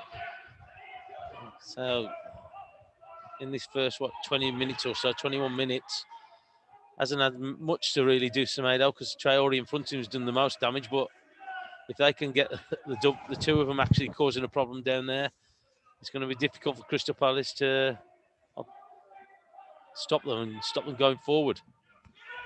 Sacco's long diagonal ball at this time will go comfortably through to Ruddy. Again, they're looking for that diagonal, aren't they? Benteke pulling off. Now that's half a dozen times I've looked at that. Sacco seems to be the one who's looking for it more so. Ruddy to Saiss. Back to John Ruddy, just outside his own 6-yard box to Saiss again, and he'll play it back to Ruddy. This time Benteke will close in and Ruddy just finds the feet of Ruben Neves. I think that's what Saiss and Ruddy were trying to do to start with. Trying to get Benteke just to come in a little bit, isn't he, while moving. There's Aït-Nouri. Moutinho into the feet of Neto. Back towards João Moutinho, who couldn't quite keep it in front of Nuno in the technical area. Palace throw. Should be just over halfway. Klein's going to take it from just inside his own half. I was going to say, by the time he's finished, he'll be inside ours. Yeah, and he was. Klein's header forwards. Neves trying to flick it back to the halfway line. McCarthy to Sacco. Under pressure from Traore, but his ball has managed to find its way to Van Aanholt, who's driving on here onto Michy Batshuayi, who couldn't quite control, and Semedo was there to tidy things up on the edge of the box. And here's 1-2 with Moutinho, has got Wolves moving as Semedo comes over the halfway line down the Wolves left, now finding Neto. In comes McCarthy's challenge, Wolves throw. Yeah, I thought there was in trouble there. Arnold's coming down that left-hand side. Fortunate that the ball into the front lad was a little bit behind him. It led Wolves just to break. Semedo read it really well. 24 minutes have been played in the first half here at Molineux. Wolves 0, Palace 0. Wolves with more possession and more opportunities so far. Palace have been equal to them. Only the one real stop that Butland had to make to deny Nelson Semedo what would have been his first Wolves goal. Yeah. I do like him coming in off that right-hand side. He does link up pretty well. I think he should do that a lot more for me, because he's a good player. There's Traore, midway inside the Palace half, very central. Now turning and looking to the right, feeding it out to the feet of Semedo, who's going to cross it from deep. It took a deflection and came all the way through the penalty area. Neto chasing it down. Will settle for the throw. Just about level with the edge of the Palace penalty area. Aït-Nouri as Fabio Silva just infield. Moutinho down the line. It goes to Fabio Silva, who let it run across his body. Works it to Dendoncker, who turns and strikes it. It was swerving, but not quite dipping. And went over the top of the goal for a goal kick. Well, it's worth an effort, wasn't it? He just sat up lovely for Dendoncker. Just 18 yards out, just on the turn. Struck it well. Probably too well, as it's just sat up. That's a good shot. Just couldn't get over the top of it, could he? So Jack Butland taking his time over the goal kick. There is a bit of mist and fog slightly descending on us here. I know temperatures were expected to be effectively -3. And then it feels it. As I say, it's all right when you're playing. Sitting, watching and commentating is a totally different matter. There's Neves to Neto. Back to Aït-Nouri. I managed to sneak into the boardroom earlier, though, and steal some of their blankets. So don't worry, everybody. We've taken care of Tomo. Yeah, much appreciated, mate. Much appreciated. It's about time you looked after the old ones, I tell you. There's Neves over halfway. Back into his own half to Saiz. Now for Connor Cody. Wide to the right-hand side to Semedo. Just inside the Palace half. We'll play it back infield to Moutinho. Just the right-hand side of the centre circle. Low across it to Neves, who looks to carry the ball over the halfway line. Back infield to Moutinho. Stepping away from Benteke's challenge. Space to his right-hand side for Semedo, and he finds him. Semedo, low one in, takes the deflection. Comes to Neto, though. Neto up against Riedewald. Infield on his left foot, trying to strike from distance. Big deflection.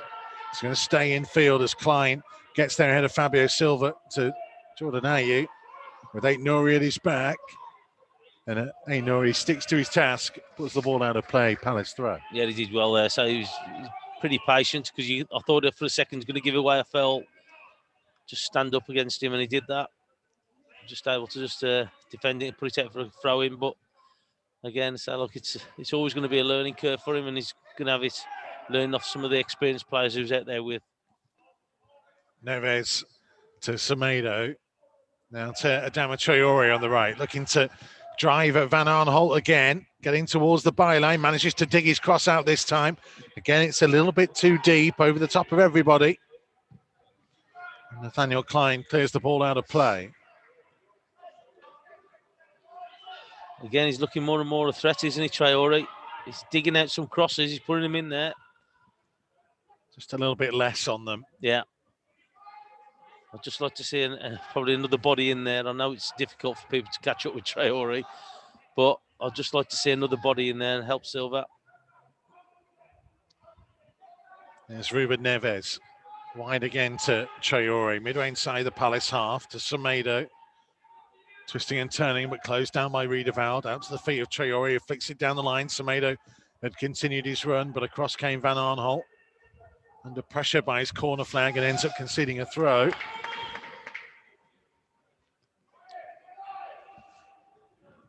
So we're approaching the half-hour mark. Wolves will be fairly happy with the way it's gone so far. Yeah, they will, because they say they've limited Crystal Palace in attacking. situations, but I think that they'll probably think that they should have had more opportunities. The possession that they've had as well. Neto out on the left-hand side, on the right-hand side, I should say, on his left foot. Back to Traore, who plays it all the way to halfway to Saiz. I think he wanted Aït-Nouri to drop a little deeper. He went to Cody instead. Neto. Palace hoping that Wolves continue to play in front of them rather than trying to break in between the lines. Yeah, because when they have, that's when they've been a danger for Crystal Palace, is when they do get that. Semedo again shown in field. And again, he plays a 1-2 more with a Palace player than anybody else. I don't think he realised it come back to him there. He tried to play a little 1-2 into Fabio Silva, and he just rebended to him. He was on one leg at the time. It's not the first time. Always going to get a corner here for really good pressure out by the corner flag as Eze was trying to hold off Semedo and Dendoncker, I think. Well, he had nowhere to go, did he? Sounded like he was in trouble. As long as he didn't foul him. Neto placing the ball, left-footed, 2 arms in the air. Moutinho is out there with him. Saiz is forwards. Cody has stayed back. Pedro Neto will deliver it direct himself. Headed away by Sacco. And the ball just about stayed the right side of the line as far as Palace are concerned. It's a throw by the corner flag rather than another corner. It was close, wasn't it? Because the assistant referee was standing right there and he was having a good look at it. Saiz hasn't completely gone back just yet. He is slowly moving back into position. Some of his ability to score goals, Michael, you would have thought that he's staying up. He's kind of hanging around, isn't he? There's Traore from the throw. Going backwards, though, finding Neves 10 yards over the halfway line, back into his own half to Cody. And across to Saiz, who is now back in position. So Aït-Nouri finds Cody midway inside the Wolves half. Now to Ruben Neves in the right back position, looking up and maybe looking to try and switch the play, and he does so superbly out to Pedro Neto on the left-hand side. Neto again looking to try and drive at Jordan Ayew, trying to find room to deliver his cross. It was a little bit deep, and it was Moutinho arriving. Ended up couldn't get his body in the right position. Well, that's what I'm talking about. People getting in there. And if Moutinho's trying to get in there, it only can be good for the team. Just have a gamble. Just get your bodies in there. Give him some kind of target. Traore held off one challenge, not the second. And I think he might have caught Van Aanholt in the face there accidentally. So referee will pause the play. Just about 32 minutes gone here. So you can get in touch and have your say. Use the hashtag Wolves Live on social media. Yeah, he's just caught him with his hand in his face. Wasn't a throw of the arm. It was more a hand literally in the face. It wasn't a swing of the hand at all, the arm. Van Aanholt is okay. And we'll restart with a drop ball.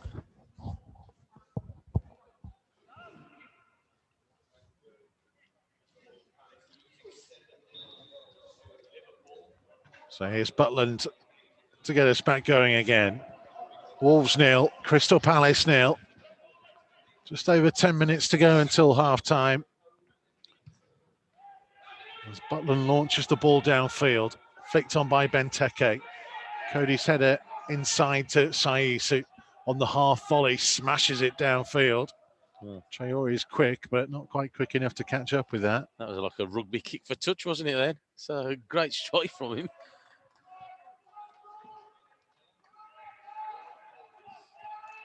Just noticed the Wolves coaching staff have got some new coats now. Have you got one yet, Michael? I'm hoping I'm next on the list. You would have thought so. You would have thought you'd be top of the list. What, above Nuno? Just behind him there, mate. Just behind him. Can't wait to see Bully in one of those. More luminous it's all right. orange. It's all right. He'll be selling it in the shop, mate, or demonstrating it in the shop. It's okay. Or online. No, he only does that for pyjamas. Oh, is it pyjamas? Okay. Yeah, that's in his contract. Saiss out to Aït-Nouri on halfway. All loose by Aït-Nouri. Straight to Batshuayi. Oh, what a good sliding tackle. challenge by Ruben Neves to recover possession. Now here's Semedo over the halfway line. Out to Traore, midway inside the Palace half. They'll play it backwards to Moutinho, wide again to Traore. And Traore being shown in field and he's happy to go there. Finds Dendoncker, wide to Semedo. Miscontrolled it initially. Moutinho onto Traore, trying to get himself in behind down the right-hand side. Attempted cross blocked off by Eze and cleared downfield. Yeah, coming again, Wolves. Look, when Crystal Palace kicking it out, quickly they retrieve the ball. Neves trying to switch the play again. Another lovely pass out to the feet of Adama Traore. Traore up against Eze, trying to cut back in field on his left foot again. Edge of the box, striking it. Oh, what a strike! Absolutely brilliant from Adama Traore, who'd had one go already on his left foot that just went wide of the near post. This time, he's absolutely smashed it into the back of the net. His long wait for a goal comes to an end. Wolves' wait for a goal tonight comes to an end. They lead in this FA Cup tie. Wolves 1, Palace 0. Yeah, you can see what it means. He's come over to the actual dugout. But again, he's threatened it a couple of times as he's coming in with onto his left foot. They've showed him opportunities in there. But a great ball out from Neves. But you could see there, he's just toying with Eze. Just flicks it in. It's a great strike. Oh. Because we've seen him hit him before and he's either pulled it or not caught it as much as he wants. But that one was a great strike. Oh, great goal. Great goal. Butland was struggling to get anything on it. 32 appearances without a goal for Adama Traore. He last found the back of the net away at Espanyol in February of 2020. Well, let's hope that that's a thing to come in following weeks. More goals. Because we've said about him adding to it. And he needs to. I said to you a little bit before that if he's going to do that more and more, all those in the Premier League who normally would prefer to show him infield rather than going on the outside might just be thinking twice now. Well, Arnold showed him a few times inside. Jordan Ayew running down the right-hand side for Palace and cross takes the deflection through to Ruddock. Yeah, Arnold showed him inside a few times, hasn't he? He's had a couple of efforts. He's either come inside as well. He's been unlucky. That time, Eze just showed him inside and great strike with his left foot. And as you touched on there, so look, it's right. If you're going to show him either way, you can't afford to give him too much because of the pace that he's got. There's Saiss. Across to Connor Cody. Now for Saiss again. Wolves have the lead that you would say their players deserved in this first half. I think so. I think they've probably just edged it a bit with it. They've showed more going forward. Oh, it's another wonderful ball by Neves towards Semedo, who just miscontrolled. He'll get the throw deep inside the Palace half, but that is wonderful by Ruben Neves. Well, he's done that numerous times already, hasn't he? He must have been double figures for the quality of ball out to that right-hand side especially. He is fully on the money tonight. Here's Pedro Neto, edge of the area, cutting in field, trying to strike it. It took a deflection. Butland racing to try and keep it in, and the officials are happy that he did. Okay, it's been a little story of tonight of how much more willing Wolves have been to try and just have a go from outside the penalty area. You know, it's one of those things that I like to see more and more of. Yeah, and we should be doing it with the quality that we've got in this side. So we should be doing a lot more. Well, Semedo caused Butland to fly to his left-hand side to deny him. There's been a couple of deflections that could have gone other ways, and eventually, of course, it's led to the goal. So hopefully it continues. But anything can happen. It can be deflected.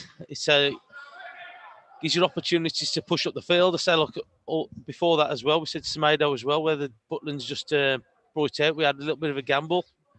Nearly got something out of that. And that's what you've got to do. If you keep just trying to score the perfect goal all the time, it's not going to happen. Different ball, of course, than usually in the Premier League. And mitre ball that Ruben Neves has talked about in the past that he very much enjoys playing with. Saw him, of course, Fabio Silva's got a whack in the face here that we play on for the time being. And the referee will stop playing now so he can get a bit of treatment. So we saw Ruben Neves use that mitre ball to great effect in the Championship and then in the FA Cup here against Liverpool. Yeah. With a beautiful strike from distance. I was just seeing a replay of the Fabio Silva incident. Just got winded. I think his knee coming to his chest. I think. Elbow. Was it elbow? I thought it was his knee. Oh. A little bit of a swinger from McCarthy there as they closed in. Yeah, I think the knee's the one that's done the damage, I think. I think it's winded him, hasn't it, as he's kicked it. The momentum of McCarthy coming in. He's absolutely prone on the floor there. Fabio Silva, he's talking to the Wolves medical staff. Just holding on to his chest there for the time being. About 5 minutes to go until half-time. Thomas Ludvigsson, great to have you with us, says Dendoncker will get the finishing goal. Gone for 3-0 tonight. 3-0.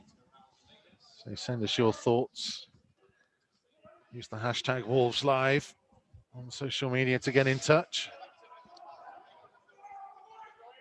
Wolves in front here and dominating possession, and 9 efforts on goal to Palace's 1 is very much the story. Just saw a replay of the goal again. Looks even better on the replay. There's Benteke. Neves with a foot in. Traore can't get there. It will be a Palace throw. It's Villa 0, Liverpool 1, by the way. Elsewhere tonight.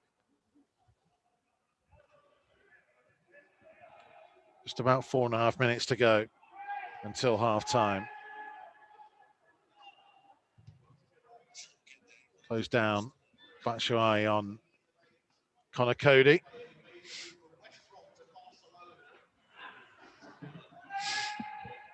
Ruddy will take the goal kick.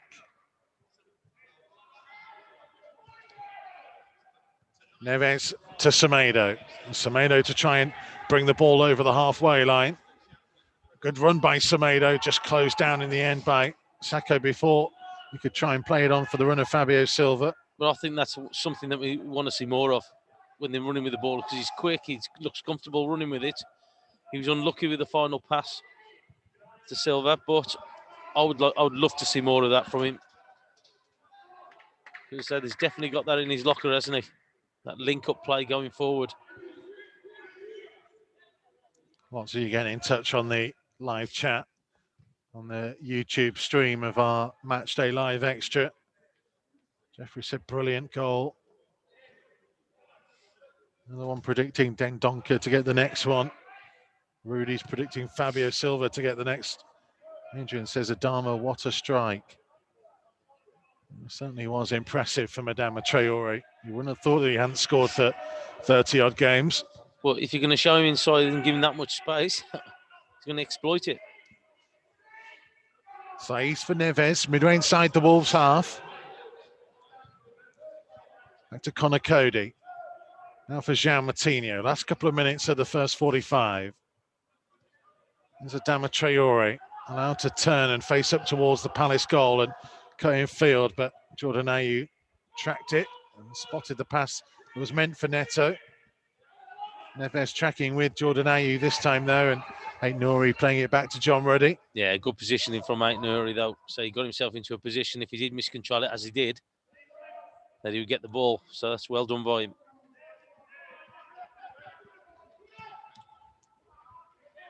There's Rayan Aït-Nouri on the left-hand side. Now finding Pedro Neto. Halfway inside the Palace half. Back to João Moutinho. Infield to Neves, just to the left of the centre circle, just inside it. Now finding Semedo. Dendoncker was wide. Semedo will play it back infield to Neves, just to the right of the centre circle this time. Finding the feet of Adama Traore. Wide out to Dendoncker. Neto's making the run down the line for him, 10 yards from the corner flag. Backwards to Adama Traore. He's looking infield, has support from Connor Cody. Neves jumps over the ball as it goes through to Semedo. Now with Neto cutting in field, Traore. And then trying to find Fabio Silva, and there's going to be a free kick to Palace as Fabio Silva just connected in there with Jordan Ayew.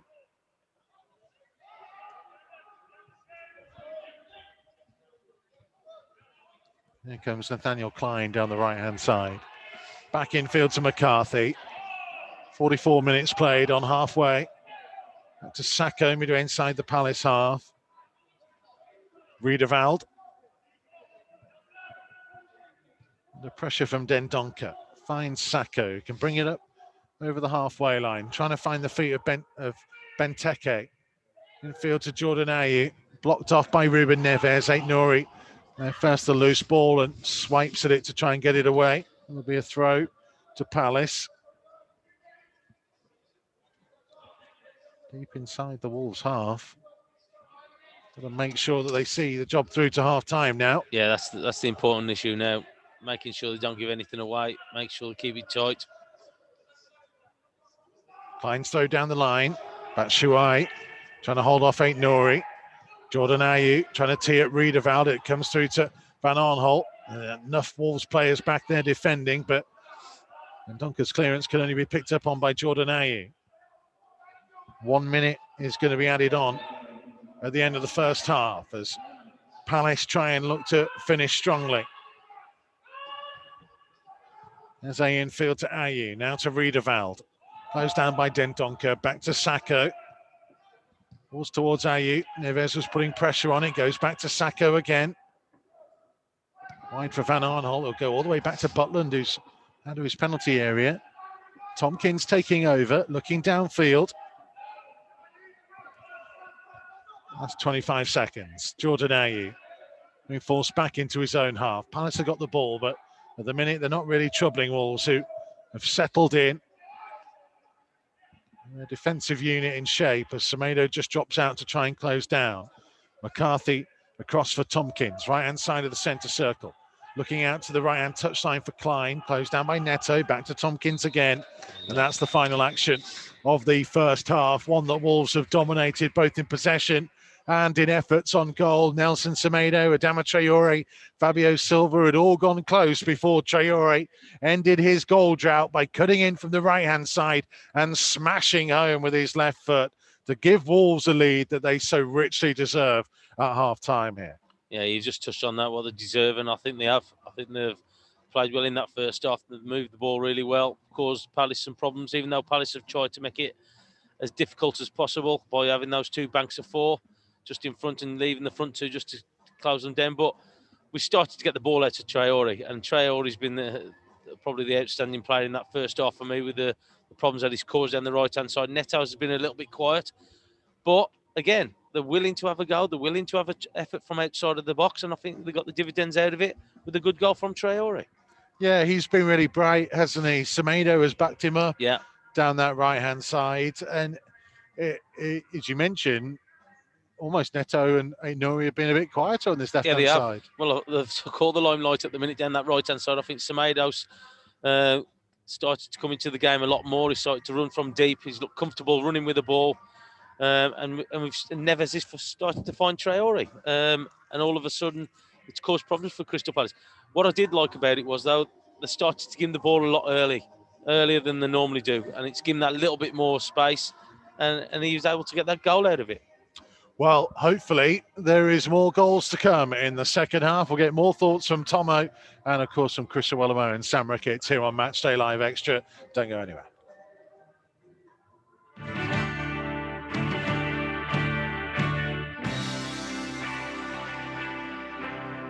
Matchday Live on Wolves TV. Listen for free online at wolves.co.uk or on the move anywhere in the world via the Wolves app.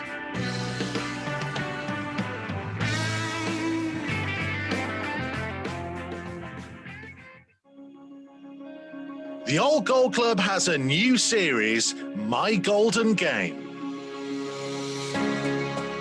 Speaking to former and current players, coaches, managers and fans of the matches that meant the most to them. It's a club who I have in my heart, and I always keep following it. I'd been back to Molineux on a few occasions, and I never got a good reception, and that hurt me a little bit. Not that I thought I deserved better, but maybe because of those two games against West Brom, where I scored 4 goals in 2 appearances. Check out the series so far, featuring the likes of Jodian Lescott, Kevin Doyle, Neil Emblem and Dennis Irwin. I was absolutely delighted when they came in from England, and even more so when, after having a tough first 4 or 5 months, that we were on a bit of a roll and ended up playing in this fantastic game. All Gold Club, My Golden Game, available now.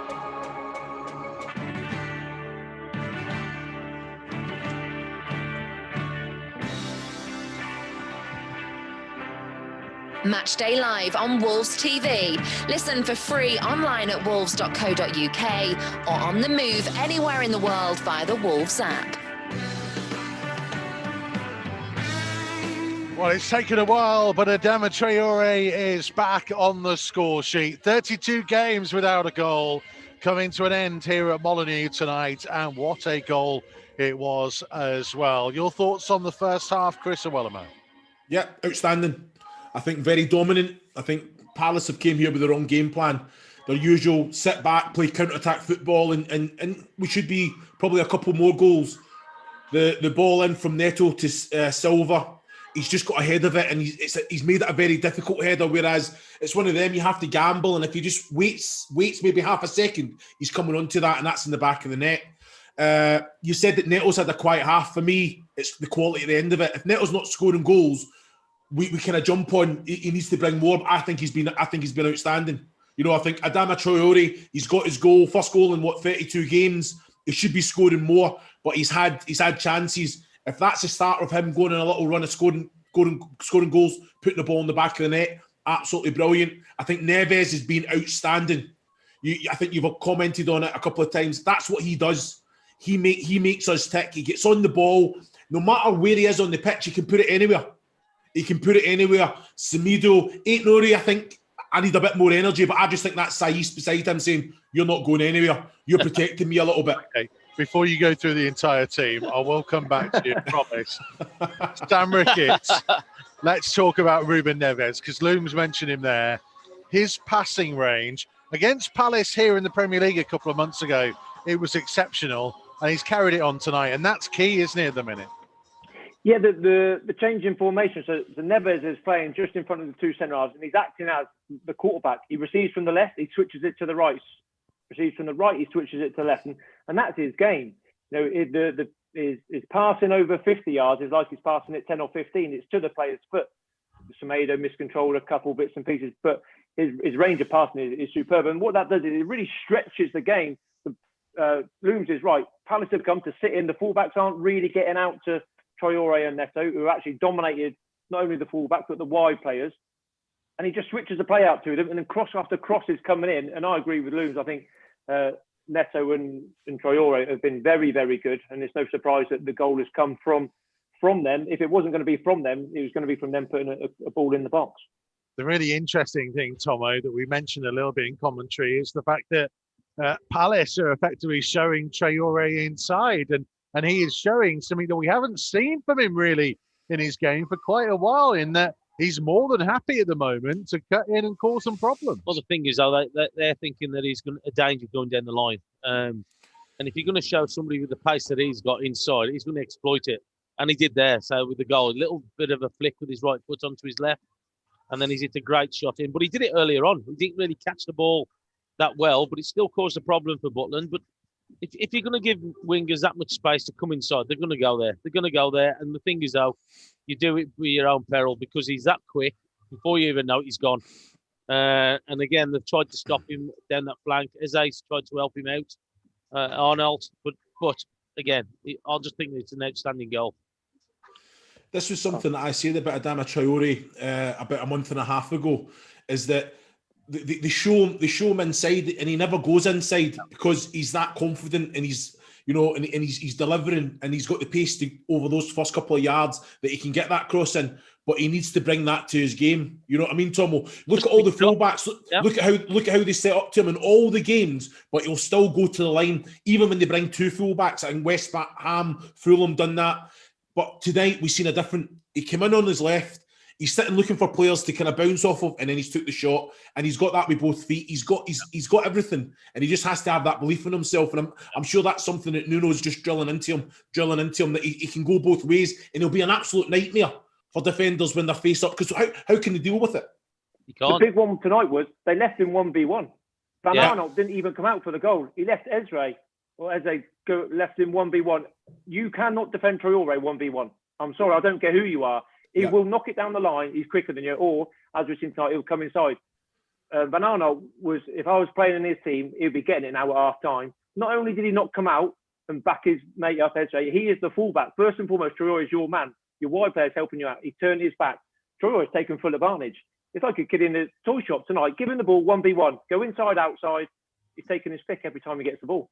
Yeah, just keep giving it in for me. So, look, I just think that if you're a winger, what you want, if you're beating your fullback, you just want the ball all the time. And to be fair, Neves has given it him. Neves has found him all the time. And I think that giving him the ball early as well is causing a massive problem for Crystal Palace. I think that they're struggling to get anywhere near him now.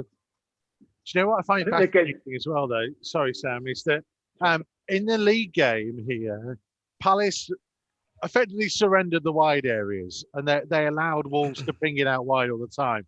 Clearly tonight, they've kind of looked at it and gone, let's show them inside and try and get them into that area. And you've seen Nelson Semedo, Sam. He's enjoying himself at the minute. He got forwards. He forced a really good save out of Butland. He's loving coming in field. I don't think Palace can't get near Wolves. When Wolves have the ball, Palace, Chris is right, they're sat off deep, but the pitch is big, and they're making it big. Because Traore's really wide, Neto's really wide, Semedo's joining in. I'm sorry, not too much on as much as Chris is right in saying, go on, then can you go and join in a little bit more? But they can't get near anyone. So the players do have freedom outside, inside, outside, bounce passes. The only bit that's been missing is like Silva's header. Chris is right, he was just there a little bit earlier. Just that final piece, and Traore's put it in. He's had a couple of other shots which have been good. You've got to keep moving the ball and moving it quickly. I'm just surprised that they've gave up so much of the ball. You know, they've got a lot of players in their team that are good technical players that can get down, they can drive, they can make things happen. But they've sat off Wolves and thought, you know what, right, we'll play. It's the wrong plan tonight. You know, both teams are trying to find that bit of form, so you've got to go and earn the right. Like, got on your front foot, chase everything down, some challenges, you know, and they've just not done it. They've been very passive, and that's something that we spoke to Darren Ambrose about, something that I've seen. I've seen two sides of it with Palace, and tonight it's the latter. It's the same as show as against Villa. But Wolves, we should be out of sight. And that's what I'm saying. It's still game on for the fact it's only 1-0. Well, that's probably a point worth making, boys, on the second half, because we all know from the last game when we were incredibly positive at half time and things didn't quite go to plan in the second period.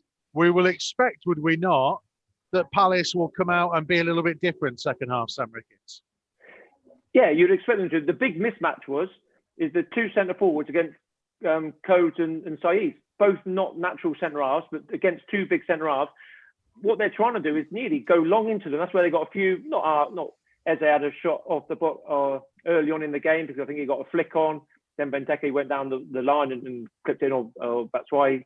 I can't remember which one it was. But the fact that Wolves have got such good possession, Palace are playing them balls from well in their own half. Don't let Palace get the ball in possession around the halfway line in the half, because then those balls will be in the box. And Chris will know that's where you want the ball. Any little nod, flick on or knock down to your mate. So that's the big one, is don't let them get good possession, but keep that intensity, keep that moving the ball and pushing them back, because you'd imagine Palace are going to have to change something, because at the minute they're not in the game. Go on, Tomo. Yeah, I just think that at the minute Crystal Palace aren't getting anywhere near, especially our midfield players. Neves has just got free rein. He's just picking out what pass he wants at the moment. And if you're not putting any pressure on the ball, you've got to be close to the players. You've got to be tracking the runners, or you've got to get closer to Traore, because if you're giving players like him, with the ability that he's got, over a wide range of distances passing it, he's just going to pick out the pass. And they're just getting the freedom of the park at the minute. Crystal Palace are putting no pressure on any of the midfield players at all. And the back players even. We're playing with the back at the minute. The point that backs that up was in commentary, you were talking about it, where John Ruddy had the ball, he give it to Saïd, they give 2 or 3 passes between the two of them. waiting for Benteke to make a move. As soon as he did, it went to Neves, and that was it. Crystal Palace press was over, and they all just jogged back. Yeah, that was the thing. So, look, you could see him just waiting for him to go. He was waiting for Benteke just to make a move so they could just pass the ball into the middle of midfield. And as soon as they did that, or he moved, that was it. They were off, and they're on the counter-attack. Right, Palace Neves is running the game down the steps here. So, last word from you, Chris Iwelumo, considering we lent you to other broadcasters in the last couple of weeks, specifically so you could scout Crystal Palace. You're on a mission, mate. There's on a mission.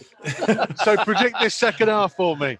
Well, if you're Nuno, you're telling them to go out and do the exact same. You know, I think get on the front foot, start fast, see that same quality. But when you get into the final third and wide areas, make sure there's end product. You know, I think if you're Palace, he's saying to them, you got to press up. When the likes of Klein and Van Aanholt go forward, can those centre backs step up as well? And what that does, it pushes the midfield line and the attacking line, and they're doing it in the middle third and the attacking third. At the minute, they're sitting in and they're allowing us too much time. So this is going to be interesting. I'd expect a big reaction here from Palace. Okay, Chris Iwelumo, Sam Ricketts, thank you very much indeed. More from the two of those at full time. We'll take a very, very short break. And then the second half is coming next. Here, Wolves 1, Palace 0. Don't go anywhere.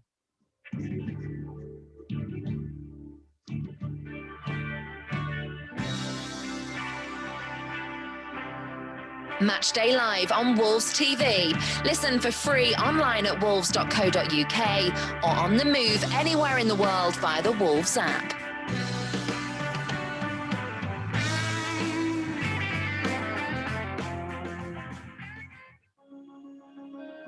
The Old Goal Club has a new series, My Golden Game.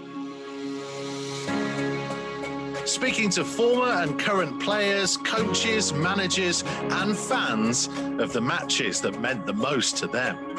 It's a club who I have in my heart, and I always keep following it. I'd been back to Molineux on a few occasions, and I'd never got a good reception, and that hurt me a little bit. Not that I thought I deserved.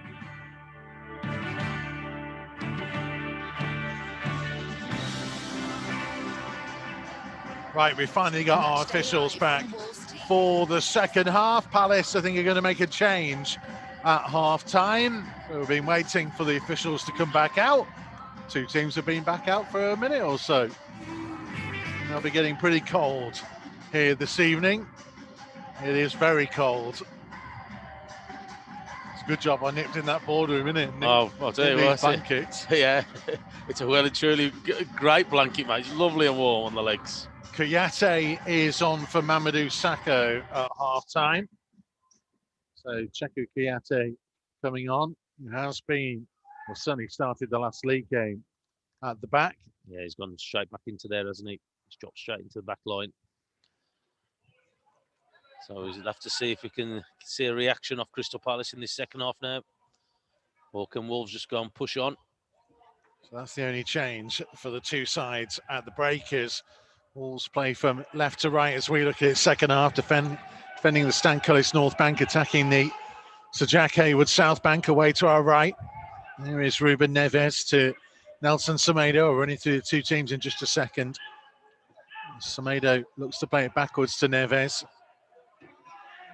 1-2 that asked a lot of Neves, and he was caught by McCarthy. We play on because Martinho can work it out to the left-hand side to Neto. He's already got Aït-Nouri running on the overlap. Neto looking to drive at Ayew to Aït-Nouri, back infield to Martinho. We'll try and switch the play across to Semedo. Wolves going in search of that second goal to extend their advantage in this FA Cup third round tie. All the way back to Conor Coady. So Ruddy in goal. Semedo, Coady, Saiss, Aït-Nouri. Then Neto is beaten to it by Kouyaté. A midfield three of Martinho, Neves and Dendoncker. Traoré, Neto and Fabio Silva in the attacking roles today. There's Aït-Nouri. Deep in his own half, further back to Saiss, just on the left-hand corner of the box. Palace with Butland in goal. Klein, Tompkins, Kouyaté, Van Aanholt, Ayew, Riedewald, McCarthy and Eze, Benteke and Batshuayi up top. Semedo back to Conor Coady. Wolves with Patrick Cutrone and Morgan Gibbs-White on the bench tonight, having returned to the club on their loan spells this week. There is Romain Saiz. I wonder if we will see Cutrone and Gibbs-White tonight. I think we've got a chance probably in the latter stages. I think Cutrone possibly. I think Nouri's lost possession in the Palace half. Jordan Ayew over the halfway line, away from Jean Moutinho. Still driving forwards. Moutinho just stepped across in front of him, and David Coote took a moment to make up his mind and gave the free kick Palace's way. Moutinho's cringing there. I don't know. He was trying to con the referee. I couldn't quite see from here. Just have another look at it. He did try and step across him earlier on. Nah, he's not really done that much. He's got his arm. He's grabbed his arm a little bit, but there's not much contact. He's gone down pretty easy. The half-time score in the other FA Cup tie tonight, by the way. Aston Villa under 23s 1, Liverpool 1. There is Eze on the free kick. Midway inside the Wolves half, just to the right of centre as you look towards goal. And he will try and lift it into the danger zone, headed away by Saiz. Hooked away by Moutinho to the centre circle. Klein. Out to the right-hand side to Jordan Ayew. Closed down by Pedro Neto, shown in field and backwards towards McCarthy. Yeah, I think Nuno was having to go at Fabio Silva for letting him out from the back. He wanted him to force him back to the goalkeeper, and he threw a dummy and allowed him just to go there. Eze, now the flag has stayed down on this left-hand side. Ebreche Eze playing it infield. Moutinho's there inside the D and clears the ball away. It did look a long way offside, and the assistant referee on the far side kept the flag down. I just don't get it.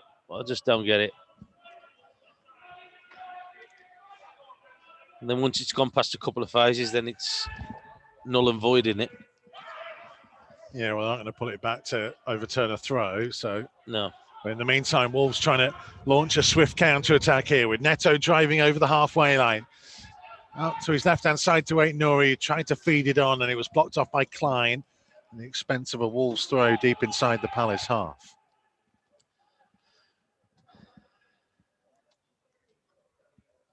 I think Nuno was asking the same question about the offside.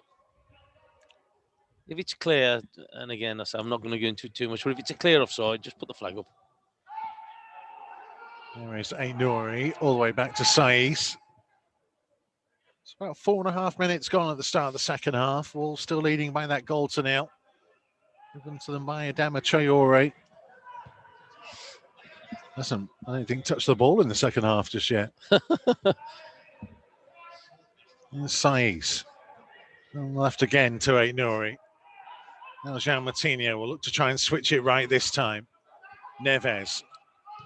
Into the feet of Traore. Van Aanholt tried to win it. Van Aanholt didn't. He caught the right foot of Adama Traore.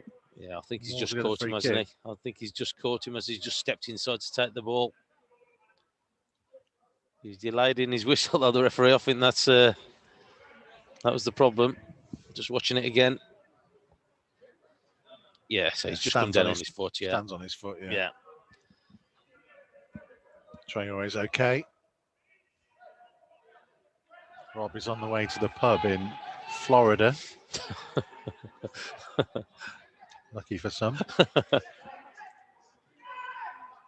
So stay safe and well to all of our listeners all the way around the world, wherever you are. These are difficult times. Pedro Neto and Jean Moutinho stood over the free kick. Midway inside the Palace half, out 10 in from the right-hand touchline. Palace's defensive line on the edge of the D on their own penalty area. Neto flicks it for Moutinho to now carry it forwards. Out to the right-hand side to Semedo, who will cross it low first time, and away by Riedewald at the near post and behind for a Wolves corner. Yeah, Riedewald just swinging it, that wasn't he? Sounded like he's trying to clear it, but ended up going up for a corner. But again, Wolves just mixing it up with the free kicks. A little short one by Moutinho. Just playing it out there. Ball has disappeared into the Graham Hughes stand. Replacement now for Pedro Neto. Left-footed from the right-hand side, whips it in dangerously. Oh, it was a free header for Fabio Silva at the far post. And he couldn't get it on target. Adama Traore was in and around that area as well. And Fabio Silva, for the second time in the game, Or feel like he should have maybe hit the target. Oh, it's a free header. It's a free header. And he's glanced it more than actually getting any direction on it. Because he got up. He was no challenge coming in. He just needs to keep going. I know he's getting a little bit frustrated. He's missed a couple. He's just got to keep going. I just wonder whether Adama Traore put him off. Yeah, I was just about to say, I think the Traore just run across him, didn't he? And just put him off a fraction. Oh, he's getting a free kick at the other end as Batshuayi goes down. Yeah, Batshuayi, I think, was just leaning into him a little bit, Saiss, and referees just said that Saiss put his arms around him. Similar position to their last free kick here, Crystal Palace, and Eze again will get another chance to try and put it in. Wolves got everybody back defending. Neto is a one-man wall for the time being. Everybody else just inside the penalty area. Well, they'll look this back post because there's two there. Tompkins probably their best header. Kouyaté and Benteke. Yeah. It goes out to the right hand side to Ayew. Tries to set himself and find room to get a cross in. Was under enough pressure by Moutinho, and Semedo cleared it away from the near post. Jordan Ayew allows it to bounce out of play for a Palace throw. That's a foul throw, isn't it? Yeah. Yep, it has been spotted. Back to the training ground to learn how to take a throw.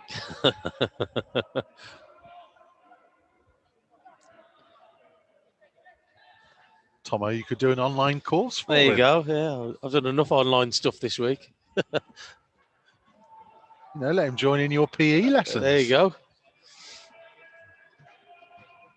Palace getting another throw deep in the Wolves half down the right-hand side, and Jordan Ayew leaving it for Nathaniel Klein to take this time.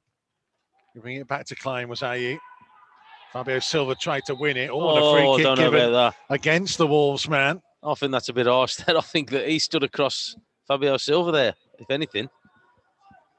He's looking a bit perplexed, Fabio Silva, up against James McCarthy. I just think they need to be careful. I'm just saying here, he's more stood across him than Fabio Silva's only running back, and he stood across him. But they need to be careful here that they don't keep giving away free kicks. This is the third one. Again, Kouyaté is in a bit of space at the far post. Only Adama Traore near him. Tompkins waiting there as well as Eze sets himself to try and deliver into the Wolves penalty area. It's flicked off a Wolves head and comes all the way through the far side of the box. And Kouyaté holding off Traore to win another Palace throw. That he gets on things quickly in towards Jordan Ayew, blocked off by Semedo. And that is a Crystal Palace corner. And just a little bit of pressure building in the opening 10 minutes of the second half. Yeah, I was just about to say that. So Crystal Palace is starting to up the pace a little bit. Taken short to Jordan Ayew, trying to drive in away from João Moutinho, keeping going and put it into the 6-yard box, and Wolves somehow managed to get the ball away. Oh. McCarthy will try and stand it back up into the danger zone. It's going to come through to Jordan Ayew again, left-footed, blocked off by Cody, who was caught late. And away comes Pedro Neto with the ball, though. Ends up playing it off Van Aanholt for a Wolves throw. Yeah, so Crystal Palace are on a little bit of a pressure and a little bit of joy with the ball at the minute. But getting back to that, we just need to be careful about giving away free kicks and corners. Yeah, it's been a much stronger start to the second half from Crystal Palace. Well, we said they had to change. They had to do something different, and they definitely have in this first 10 minutes of the second half. Here is Nelson Semedo. Back to Ruben Neves, midway inside his own half. Out to Aït-Nouri, bit of space to try and break over the halfway line. Neto ahead of him. Here is Pedro Neto. He's been shown in field. Now trying to find Fabio Silva to Dendoncker. Back into Moutinho in the centre of the half. Moutinho might fancy a dig from distance. He did, but it was low and bounced into the arms of the waiting Jack Butland in the centre of his goal. Yeah, it was straight at him, was it? But it's nice to see again. Another effort from outside the penalty area. Struck it pretty well, but it was straight at Butland. Never really caused him a problem. We talk about goal droughts.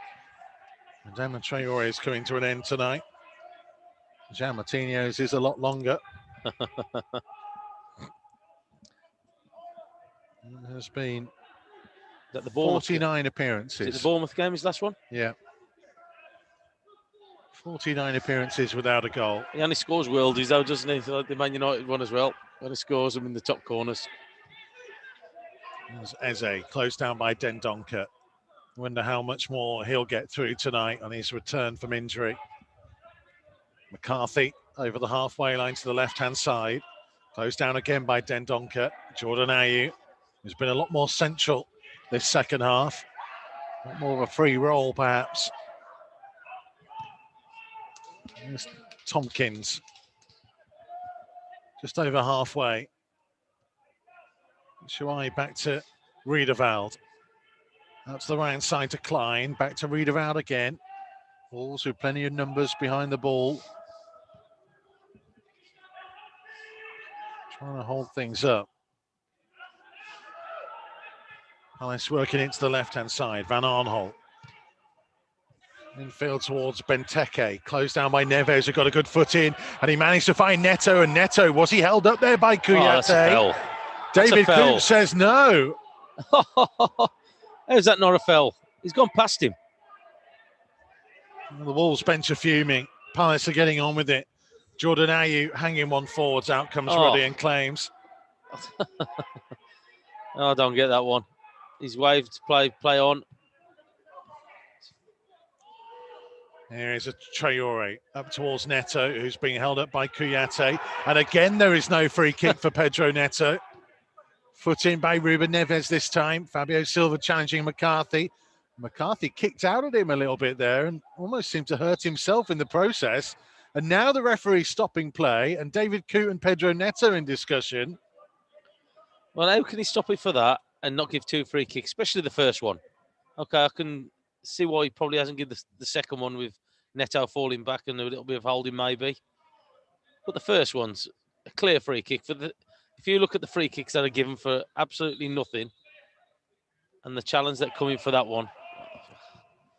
Well, Nuno was fined this week for his comments about Lee Mason after the Burnley game. David Coote was the VAR official who didn't give Wolves a penalty for Fabio Silva being brought down by Eric Dyer against Spurs. Here's Adama Traore for Dendoncker. Now Fabio Silva onto his right foot in the penalty area, just got away from him and McCarthy recovered. Cleared the ball to the left-hand side. Yeah, it's a great touch from Fabio Silva, but he's just on his heels, wasn't he? He just if he needed to take it, just on the move, and he couldn't get hold of it. Approaching the hour mark. Strange spell in the game, this. It is. It is, because there's you think that the teams are getting away, and then it gets stopped for whatever reason, and then it's stopping and starting. Just no fluency to actually the game at the minute. Just stop and start. Another free kick. Yeah, this time in Wolves' direction, just inside their own half. That Dendoncker plays across to Cody. Now João Moutinho brings it over the halfway line. Semedo making a straight run so it can go wide to Traore. Infield here to Semedo's. Ball attempted through to Traore, was blocked off. Neves, though, cross in front of Batshuayi, and now he went to free kick. Well, he did really well to read it initially. But I say it's just one free kick after another at the minute, isn't it? But I'm not so sure that was a free kick. Certainly the initial one on Neto was. That felt like one that was making up. Yeah, you could have that one instead. The complaints, yeah. There you go. Taken short to Moutinho, now to Neves. Short to the feet of Traore. Moutinho midway inside the Palace half. Out to the right touchline to Semedo. Back in field to Moutinho. Wide again to Nelson Semedo. Being shown down the line by Eze. Going backwards to João Moutinho. Palace with plenty of men behind the ball as it works its way to Ruben Neves, who tries to lift it forwards. Van Aanholt on the chest and finding the feet of Eberechi Eze. Neves to intercept his clearance. Moutinho. Now Pedro Neto popping up on the right. No real option to go forwards. Moutinho infield to Traore. Now for Neves. Oh, he showed that far too much to Nathaniel Klein, who stepped down to the defensive line to intercept. Yeah, he didn't see him coming out, did he? So he thought it was just a simple pass to his left. That's probably the first mistake he's done, Neves. McCarthy's long diagonal ball. Semedo's header away. Dendoncker nodding it down to Neto under pressure from Van Aanholt. Works it to Semedo, Moutinho, Neto, Semedo taking over. Neto's caught off the ball there by McCarthy, who's going to get a yellow card. Yeah, he's still annoyed at the challenge earlier on, though, about 5 minutes ago, I think. Was it Fabio Silva caught him earlier? I think he's still annoyed, McCarthy. Had the red miss for about 5 minutes, I think, because he was running around looking for somebody to kick, I think. Yeah, so he's just grabbed hold of him. Just seemed to jump over him unnecessarily, didn't he? Yeah.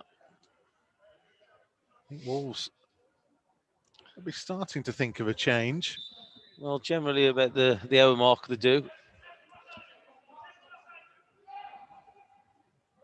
Palace may be thinking of something too. Wilfred Zaha maybe about to be introduced. Crystal Palace's talisman. In the meantime, here's Romain Saiz for Wolves, deep inside his own half, trying to find Fabio Silva on halfway. That's a good ball, clever one. Fabio Silva to Moutinho, has whipped it out early to Traore.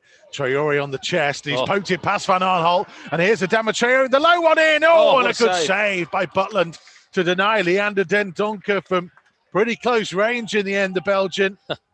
He had to wait for the ball to come from Traore, and he just tried to help it on its way towards the near post, and Jack Butland was equal to the challenge. Yeah. I tell you what, so look, he said there, he just had to hesitate a little bit, didn't he? But still good save.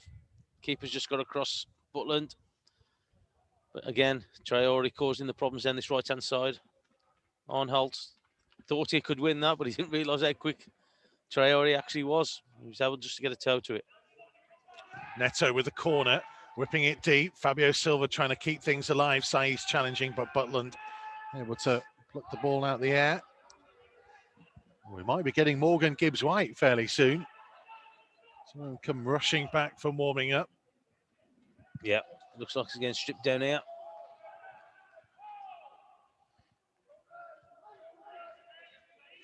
In the meantime, it's Riedewald to try and ping it out to the right side, but he overcooks the cross. Well, they're making a change as well. Crystal Palace, they just handed something to the fourth official.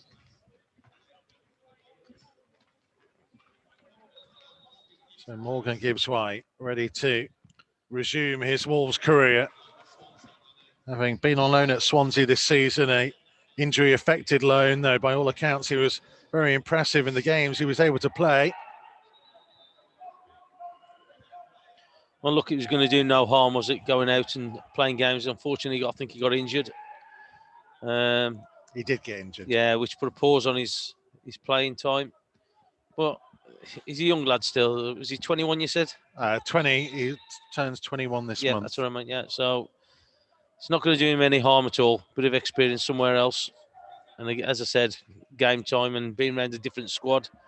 And again, experience of seeing what another club's like as well. Not going to hurt him. He's still waiting to be introduced as Wolves have a throw, a couple of yards over the halfway line. Throw, yellow card given to Aït-Nouri for delaying the restart of the game there. You're right about Zaha coming on. He's just down in the touchline area now. Yeah, Morgan Gibbs-White turns 21 on the 27th of this month. Yeah, still a young boy. Quite a few players in the Wolves squad having birthdays this month. Yeah. Social media team are going to be busy wishing everyone happy birthday. Maybe try and borrow some of those gold and black balloons that Patrick Cutrone had the other day. There's Ruben Neves out to the left-hand side to Aït-Nouri. Yeah, double change coming from Palace. Yeah. Cody finds Saiz. Falls towards Pedro Neto. 66 minutes played. Wolves still leading by a goal to nil. As Neves tries to help it, falls towards Fabio Silva. Too much on the pass. All the way through to Butland. A pat on the back from Nuno to Morgan Gibbs-White. Next time the ball goes dead, it'll be his chance. And a double change from Palace, I think, as well. So they're going to throw everything at it. As you said, they're bringing their talisman on. Their player that's always seems to get them something out of a game. Butland wide for Van Arnholt. Back infield to McCarthy. Martinho chasing. Tompkins early up to Jordan Ayew. Leaving it for Riedewald. McCarthy, a couple of yards short of the centre circle. Under pressure from Neto. Managed to find Klein. And now works it wider to Benteke. Dropping in a little bit deep, Christian Benteke. A little bit more of an open game this second half, isn't it? So like Crystal Palace has a little bit more possession.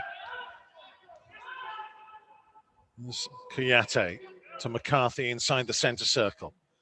Turns and plays it back 10 yards to Kouyaté, who carries the ball over the halfway line to Batshuayi. On down the left for Jordan Ayew, up against Cody, into the penalty area, pulling it back to Batshuayi, just outside the box, shooting. There's a deflection on it. It went over the top of the crossbar, and it will be a Crystal Palace corner. Wolves won't make the change just yet, and neither will Palace. No, so like we just need to be careful here. Again, so Traore's gone down as well. Sitting down, I didn't see Wolves anything. are going to make the change then, and it is Adama Traore who is being replaced. So Morgan Gibbs-White coming on. His last Wolves appearance was as a late sub against Arsenal back on the 4th of July. I'm hoping that's nothing too serious with Traore. Well, the Manu's goal separates the two teams at the minute. Yeah, he's coming off even before the corner, I think. Just showing you the replay of his goal again. Yeah, Super goal. finish that Good maybe finish. just caught Jack Butler napping. And on comes Morgan Gibbs-White.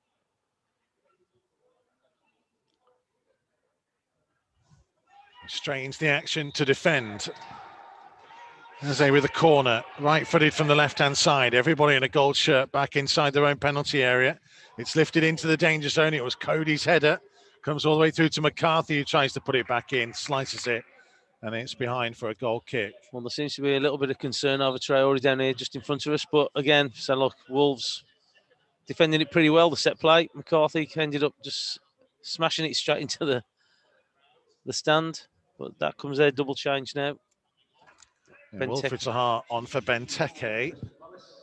Tyrick Mitchell is the other man ready to come on, who's more of a left back. Arnholt push forward a little bit more, what do you think? And it's James McCarthy who's coming off.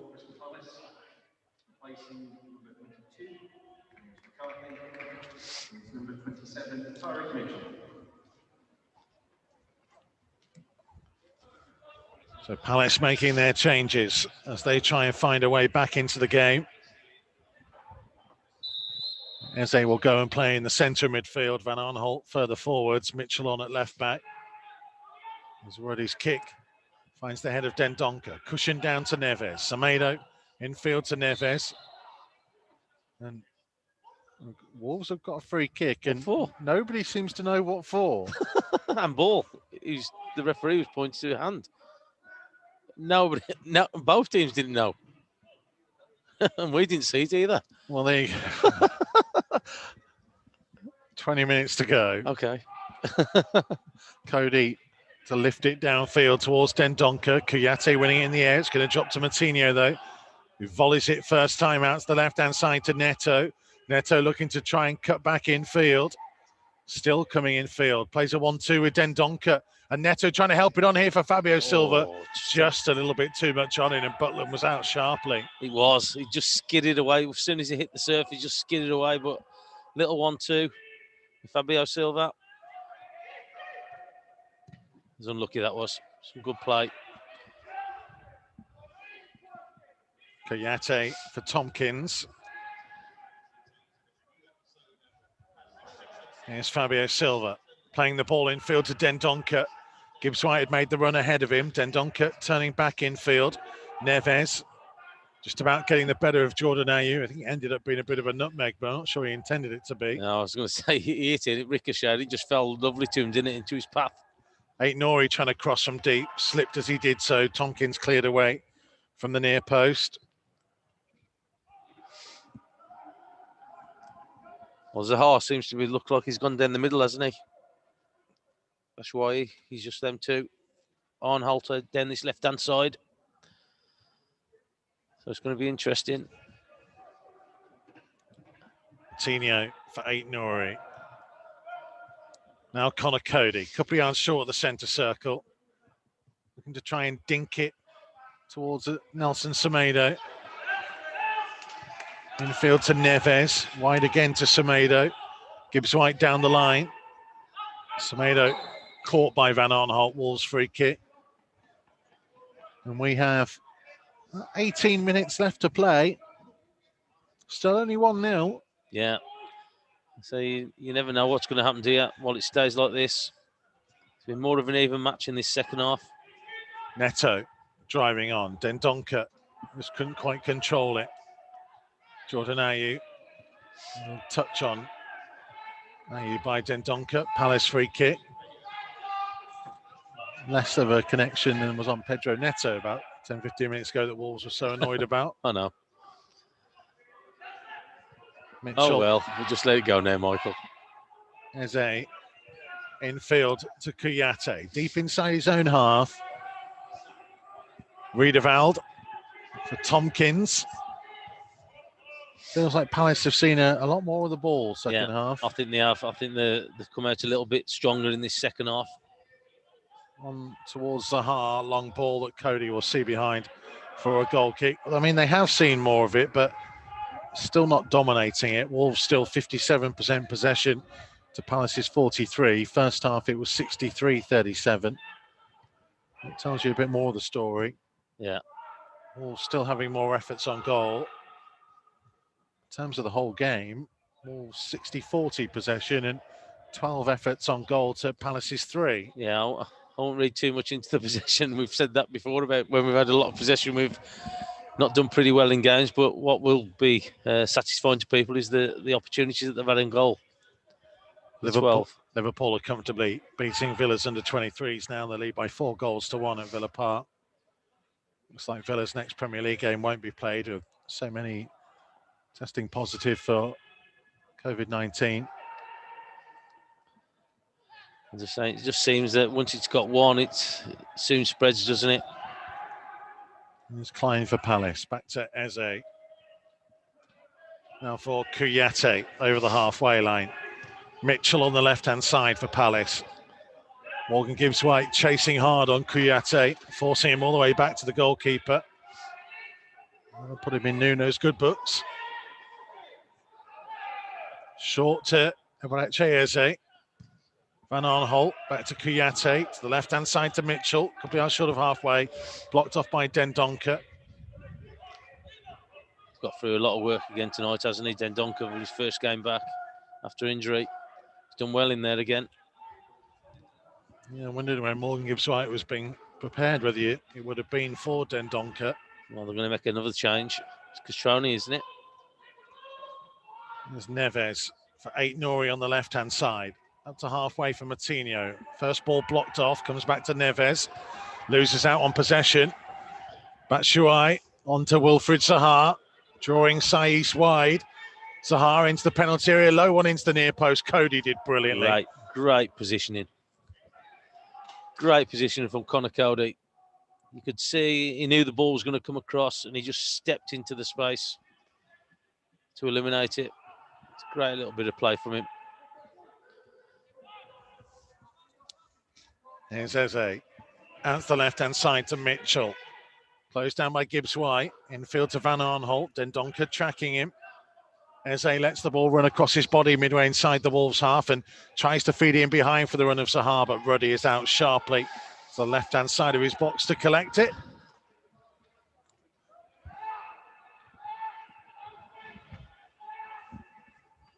"14 minutes remaining. Still only Wolves 1, Crystal Palace 0 in this FA Cup third round tie. Ruddy's kick downfield. Fabio Silva challenging, but Kouyaté nodded it down for Tompkins. Riedewald. Van Aanholt back to Tompkins midway inside the Palace half. Van Aanholt taking over again. Fabio Silva trying to put pressure on, as was Moutinho. Semedo intercepting. Now that did hit the hand. Ball. Having given one that didn't really stop Wolves playing a couple of minutes ago, he doesn't give that.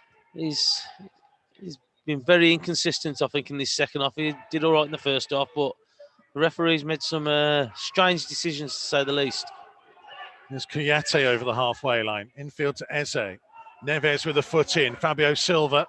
Fabio Silva trying to force his way through, and he went down, and David Coote says Palace got the ball.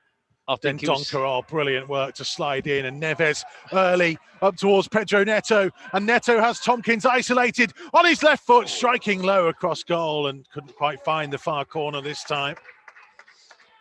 I just think that he could have took it a little bit further. He's a bit far out for me. Fabio Silva will be replaced, and to quote the man himself, the pasta merchant is back.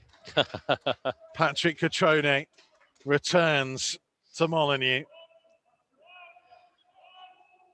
Well, what he was before, he was a nuisance for defenders, wasn't he? He used to chase absolutely everything down. His first appearance here since the 12th of December 2019, when Wolves beat Besiktas by 4-0. He started and played the whole of that game. His last Wolves appearance was in the 2-1 win away at Norwich just before Christmas. He was a late sub. But he's back. And it's his opportunity. And here he is trying to play it up early towards Neto. Couldn't quite get control of it under pressure from Klein. 11 minutes to play. Batshuayi is offside. Free kick Wolves midway inside their own half. Oh, his flag does work. It does work down that side to give offside. But again, it's a good line from the Wolves. Rich Frampton says it would be fantastic if he could score. Adrian says they're in lockdown in Brisbane, Australia. Really enjoying the game. Come on, you Wolves. David Roll's been listening in at the start. Second half, been running emergency ambulance calls. Great to see Adama Traore scored. Wants a 2-0 Wolves win. Sue from Willenhall, loving Nelson and Adama running tonight. Felt Adama was moving as soon as the ball came to him rather than stopping and waiting. Very happy with his performance.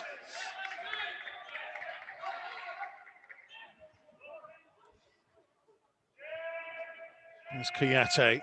Back to Tompkins. Job isn't quite done just yet. No, it's not. You never know at 1-0. So there's always that threat. Get himself back into it. Gives right tackle by Van Aanholt. Having to go back into his own half. Down the line for Mitchell. Infield to Sahar. Neves getting a foot in, and Palace getting a free kick.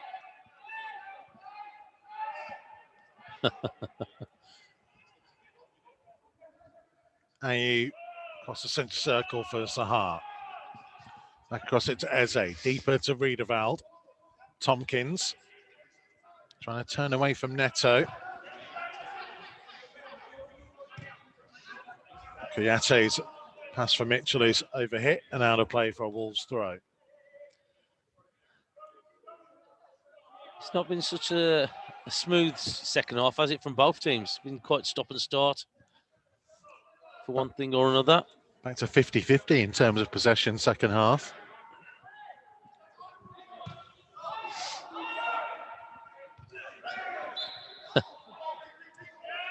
Palace are going to make another change.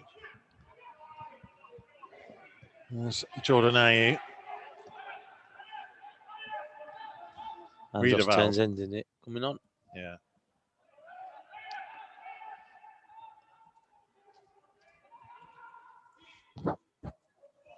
In the meantime, Riedewald under pressure from Pedro Neto. Back to Klein, midway inside his own half. Wide again to Riedewald. I think Wolves are going to make a change as well.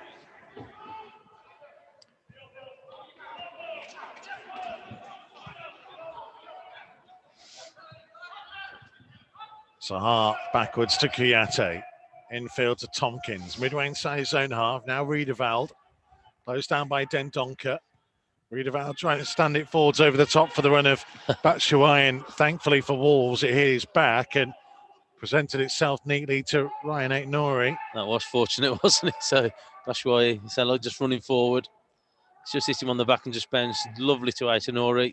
And he was just able to take it ball pretty comfortable. Dendoncker with a good pass into the feet of Gibbs White. Catrone was running. It was just intercepted before it could reach him. Zaha, Martinho trying to get a foot in. Dendoncker winning it back, and Dendoncker, there was a space to try and set Catrone away. He just didn't quite get the pass right. Zaha still arguing with the referee about a decision that he wanted. Let's get on with the game. It's Kiana Hoover. It's stripped and ready to come on for Wolves. Kouyaté infield to Tompkins. On hold for Kouyaté. Just about 7.5 minutes left to play of the 90. This FA Cup tie is not done and dusted just yet. No, it's not, because what would be a problem for me is the amount of possession they're having. Zaha down the left-hand side, infield to Eze, just inside the penalty area, taking it up to the edge of the box, and Martinho saw the danger, closed down Van Aanholt, and the ball deflected off him for a Palace corner. Yeah, it's a good block from Martinho. Again, there's some play down this left-hand side, Zaha involved in it. But again, it would be a concern for me that Wolves really haven't had big spells of the game or possession in this second half. Eze with it, right-footed from the left-hand side in front of the North Bank. Lifted in towards the 6-yard box, away by Cody. Helped back into the danger zone, and it deflected off the head of Saiss, and another Palace corner. Yeah, more defending to do. Yeah. Being fairly resolute so far. Defending these set pieces, Wolves must stand firm now. Momentum has just been swinging against them. Eze, again, right-footed from the left. Again, a good delivery, and it flashes all the way through. Comes to Riedewald. Back outside the box for Klein, helping it in. Headed away by Aït-Nouri. Mitchell just helping it high back to the edge of the box, and Saiss did well to head it clear. Martinho flicking it downfield, and Butland will come out of his area to collect. Well, I think Wolves was trying to appeal for a offside again, with Tompkins coming back and heading the ball and involved in it, but the referee, or the assistant referee, didn't put his flag up again. This is Tompkins, just over halfway into the feet of Jordan Ayew. Trying to hold off a challenge of Pedro Neto. It's Morgan Gibbs-White who put his arms around him, and yellow card against Morgan Gibbs-White. Yeah. Kiana Hoover will replace Leander Dendoncker. Yeah, I've saw him stretching off a couple of times for a little bit of cramp, but he's done really well to go this long in the game. Good return from him. Happy memories of the FA Cup, Kiana Hoover. It was here at Molineux against Liverpool 2 years ago that he made his Liverpool debut, his full senior debut. Batshuayi has gone off for Andros Townsend. A very different looking forward line for Crystal Palace now. I think Jordan Ayew will go further forwards. Well, Zaha's been playing up the middle since he's come on, hasn't he, for Benteke. Van Aanholt lifting it up towards Tompkins on the edge of the box, and it's Jordan Ayew making the run, just forced a little bit wide by Cody. Outside the penalty area now on the left-hand side for Palace. It'll be dinked in by Jordan Ayew, and what a good header that is by Semedo. He'll get the ball away. Catrone trying to make a nuisance of himself. He's away from two challenges, taking it out to the right-hand side and still holding on to it, Patrick Catrone. In the end, it was Mitchell's foot in, and Eze sending it back to the keeper, but that's the effort and work rate that made Patrick Catrone such a cult fan's favourite. Yeah, he's unlucky because he had 3 Crystal Palace players around him at one stage. Didn't really have anywhere to go. He'd just done it all on his own. Just a shame it just didn't fall for him, or he'd get any support up for himself as well. Riedewald forward, Zaha trying to get in behind Saiss on the edge of the box. Across came Cody to help out his teammate. Semedo is playing on the right-hand side of a back three now with Kiana Hoover at right wing back. Cody back into the Cody position for the first time in what feels like quite a few games. Aït-Nouri at left wing back, the midfield two of, well, I think Neto's dropped into midfield again, hasn't he? So yeah, it looks like he's dropped a little bit deeper, Neto. Martinho on the right-hand side of the midfield. And then Gibbs-White supporting Catrone. And here is Gibbs White. And he's trying to hold on to the ball. And he's done well, actually, to show enough strength to get it to Kiana Hoover. He flicks the ball back in field. Tries to lift it into the box, but didn't quite get enough on it. You could see what he was trying to do, didn't you? He was trying to just hit through to Catrone. Just a bit unlucky, just didn't get enough on it. He's trying to put a little bit of backspin on it, maybe. And trying to be too precise with it, I think. We have 3 minutes left to play of the 90. Wolves lead by a goal to nil. Looking for a place in the fourth round of the FA Cup. John Ruddy's kick downfield. Koyate's headed back into the Wolves half. Martinho nodding down. Are you there ahead of Gibbs White? Townsend further on as Jordan Ayew had continued his run. Saiss is out there with him. Saiss closing in, and it's going to be given as a goal kick. Well closed down. Saiss did brilliantly there. Just closing Ayew down. Didn't give him any space at all. Unfortunate that he just ricocheted back off the Crystal Palace player and was able just to go for a goal kick.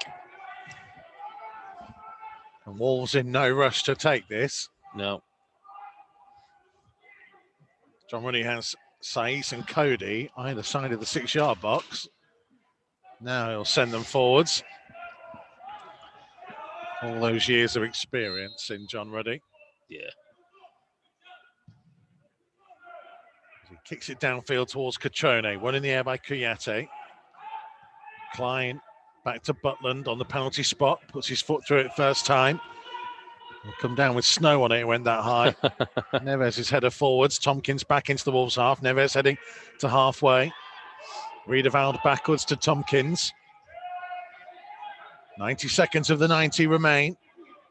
Oh. Tyreek Mitchell's let the ball go under his foot on halfway, and it'll be a Wolves throw. Yeah, and just took his eye off it a little bit. Hoover just closing him down. Semedo with a throw. Petrone coming short. We'll go to Martinho instead. Martinho on the turn for Hoover. Ball hit Riedewald, went backwards. Kouyaté under pressure from Catrone. Plays it back to Butland. Into his own box. Leaves it for Tompkins to take over. Into the final minute of the 90 at Molineux. James Tompkins bringing the ball forwards. Townsend to the right-hand side for Klein. Back in field to Van Aanholt. Ball hit Townsend. Ricocheted into the path of Martinho. Saiss to Neves. Well played. Well played. Just had Zaha closing down really quickly, didn't he? Decided just to play it first time, and he did. Offside flag up against Kiana Hoover, right in front of the assistant referee on the near side. Roy Hodgson's now playing ball boy. I don't know if he just kicked the turf there, he stumbled. Showed his silky skills there, Roy.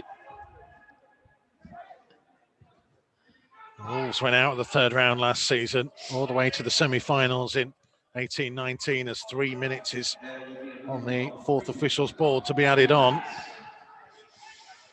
Went out of the third round the season before to Swansea. And they make it through to the fourth round for this season. It'd be nice to have a cup run. It'd be nice to be in it 2 again. years ago. No, I'm just saying. I'm out with you. One every year. So greedy. I want one every year, mate. What a cup run every year. There's Kouyaté. Now Eze, Riedewald.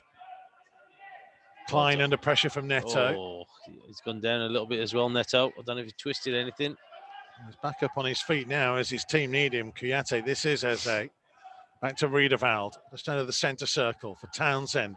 Allowed to turn, looking towards the Palace left. Kouyaté taking over onto his right foot. Now again looking left.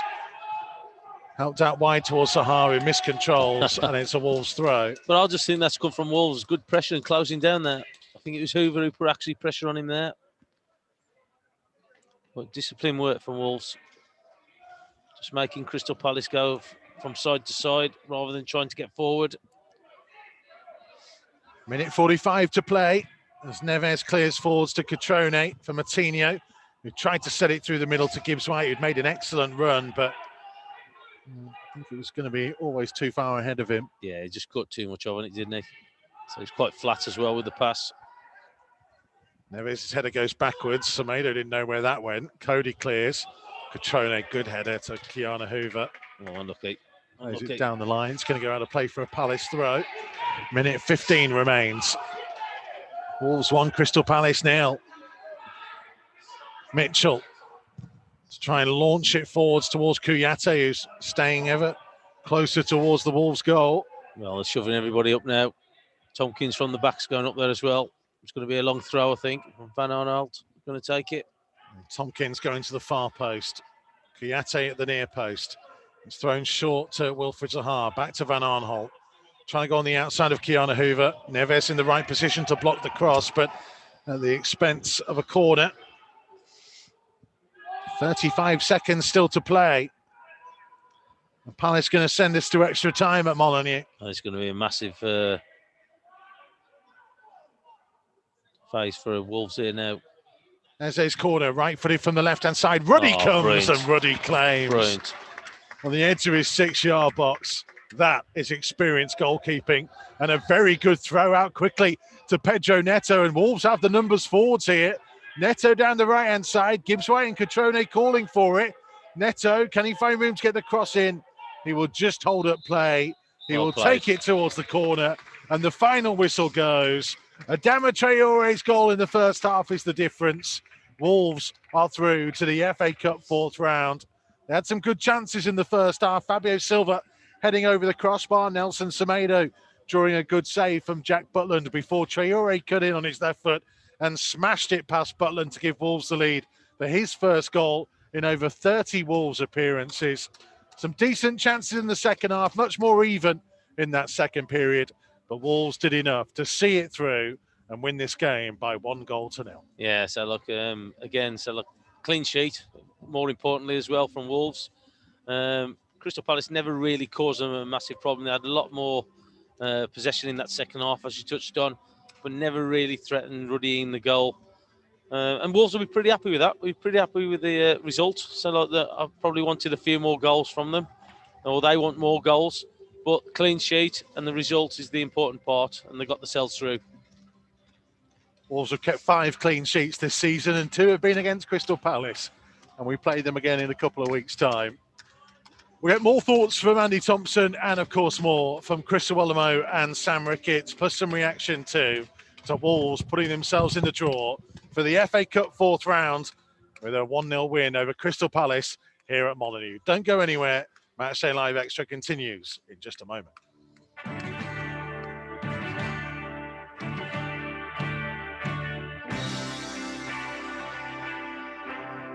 Matchday Live on Wolves TV. Listen for free online at wolves.co.uk or on the move anywhere in the world via the Wolves app.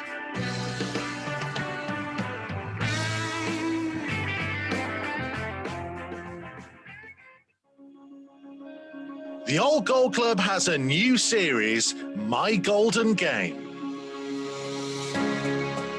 Speaking to former and current players, coaches, managers and fans of the matches that meant the most to them.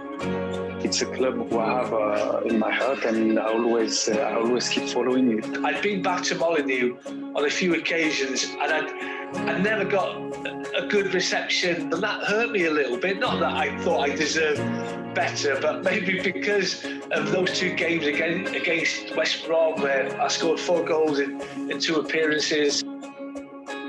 Check out the series so far, featuring the likes of Jodian Lescott, Kevin Doyle, Neil Emblem and Dennis Irwin. I was absolutely delighted when they came in for me, and even more so when after having a tough first 4 or 5 months that we were on a bit of a roll and ended up playing in this fantastic game.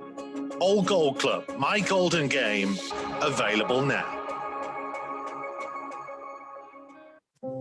Wolverhampton Wanderers is a club with a bright future, but also a shining past.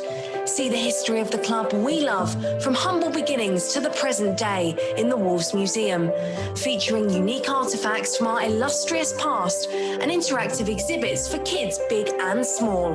The Wolves Museum, open Fridays, Saturdays and Sundays from 10 a.m. Book online at wolves.co.uk or visit the ticket office.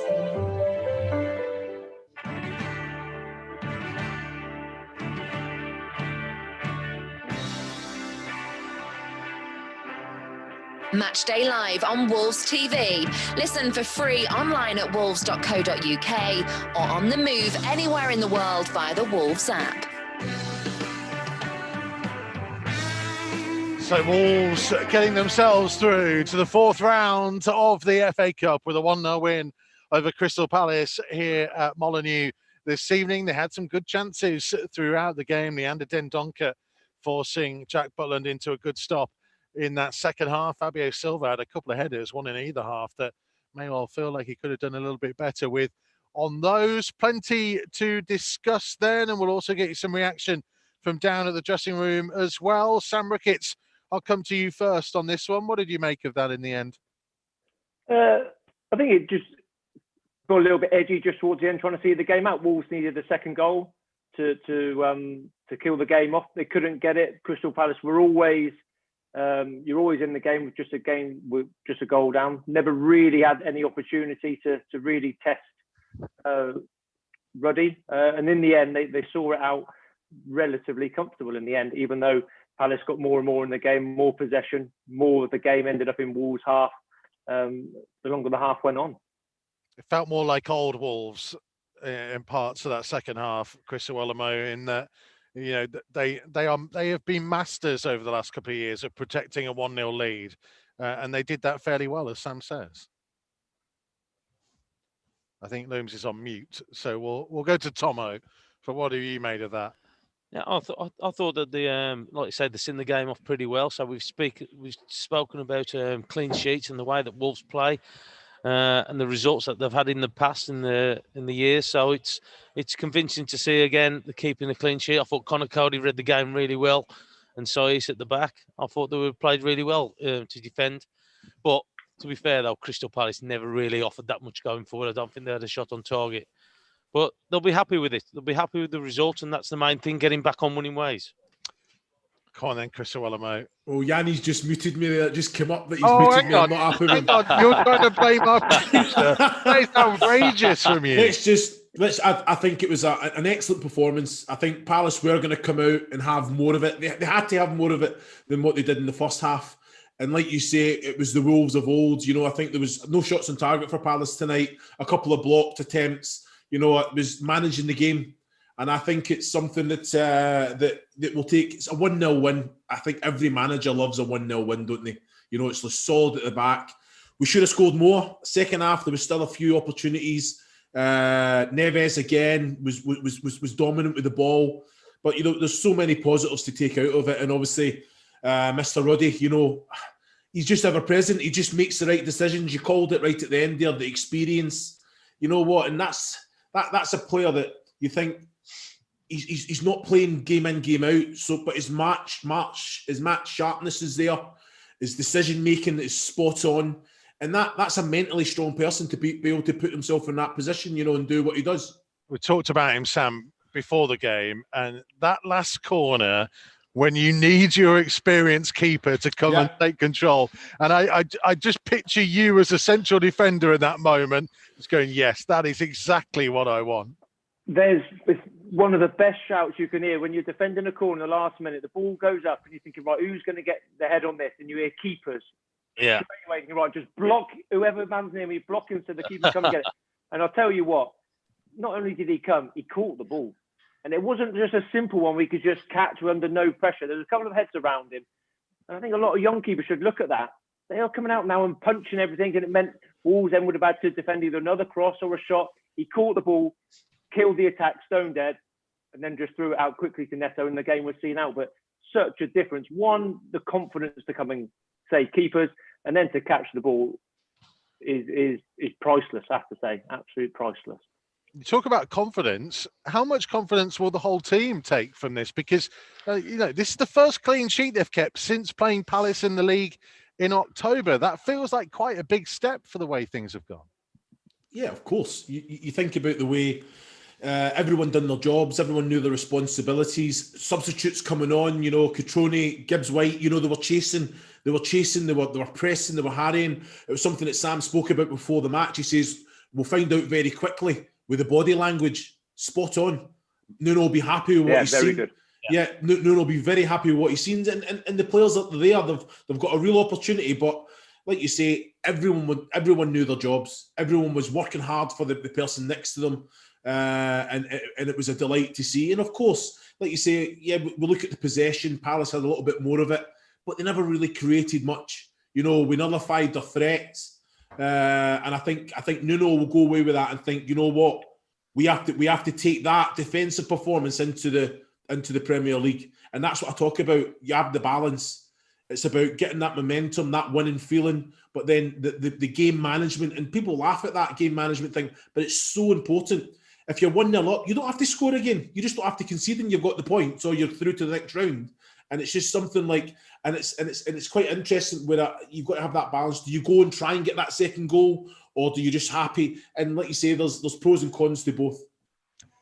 It always felt at times to me, Tomo, that Wolves had an extra gear to go to should they require it. That's a positive too. Yeah, of course it is. So, look, as I said, that second half wasn't the most fluid second half with the game keeps stopping and starting with free kicks or incidents in it. But you always felt that Wolves had another gear to go up. You always thought that. Pause there. We'll come back to that thought because we have a very special guest joining us on Matchday Live Extra.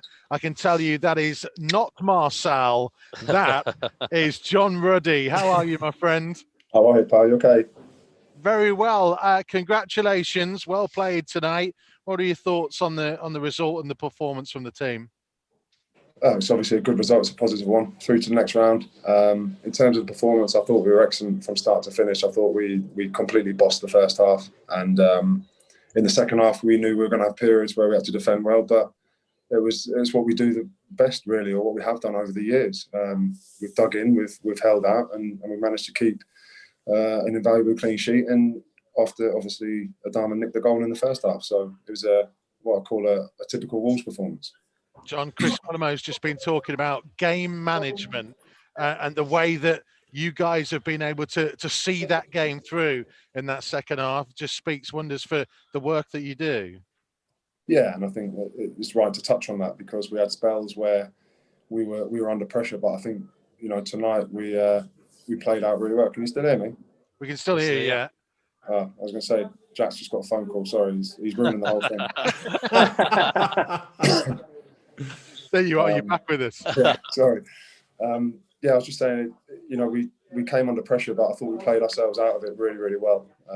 We took the ball in areas that were probably not as comfortable to watch, but we dealt with it extremely well and managed to find our way out of it instead of resorting to what Palace probably wanted us to do, which was go longer and more direct when it's difficult for us then to get out because the second balls are coming. But when we needed to do that, I thought we'd done that really well and we picked up the second balls really, really well. Well, John, there's something else that we've got to touch on. Is that 32 clean sheets in 60 odd appearances? What a return that is, big man. Probably should have been more as well. I chopped a few in. Always, you just got to take it. You don't. He's always up more. No, that's a massive credit to what's in front of me whenever I'm playing. They've been superb. I think even tonight you see it. I don't think they registered a shot on target or even a shot at goal. So, that sums it up, and it sums up the desire we have to defend, and when we do it properly, how effective we are.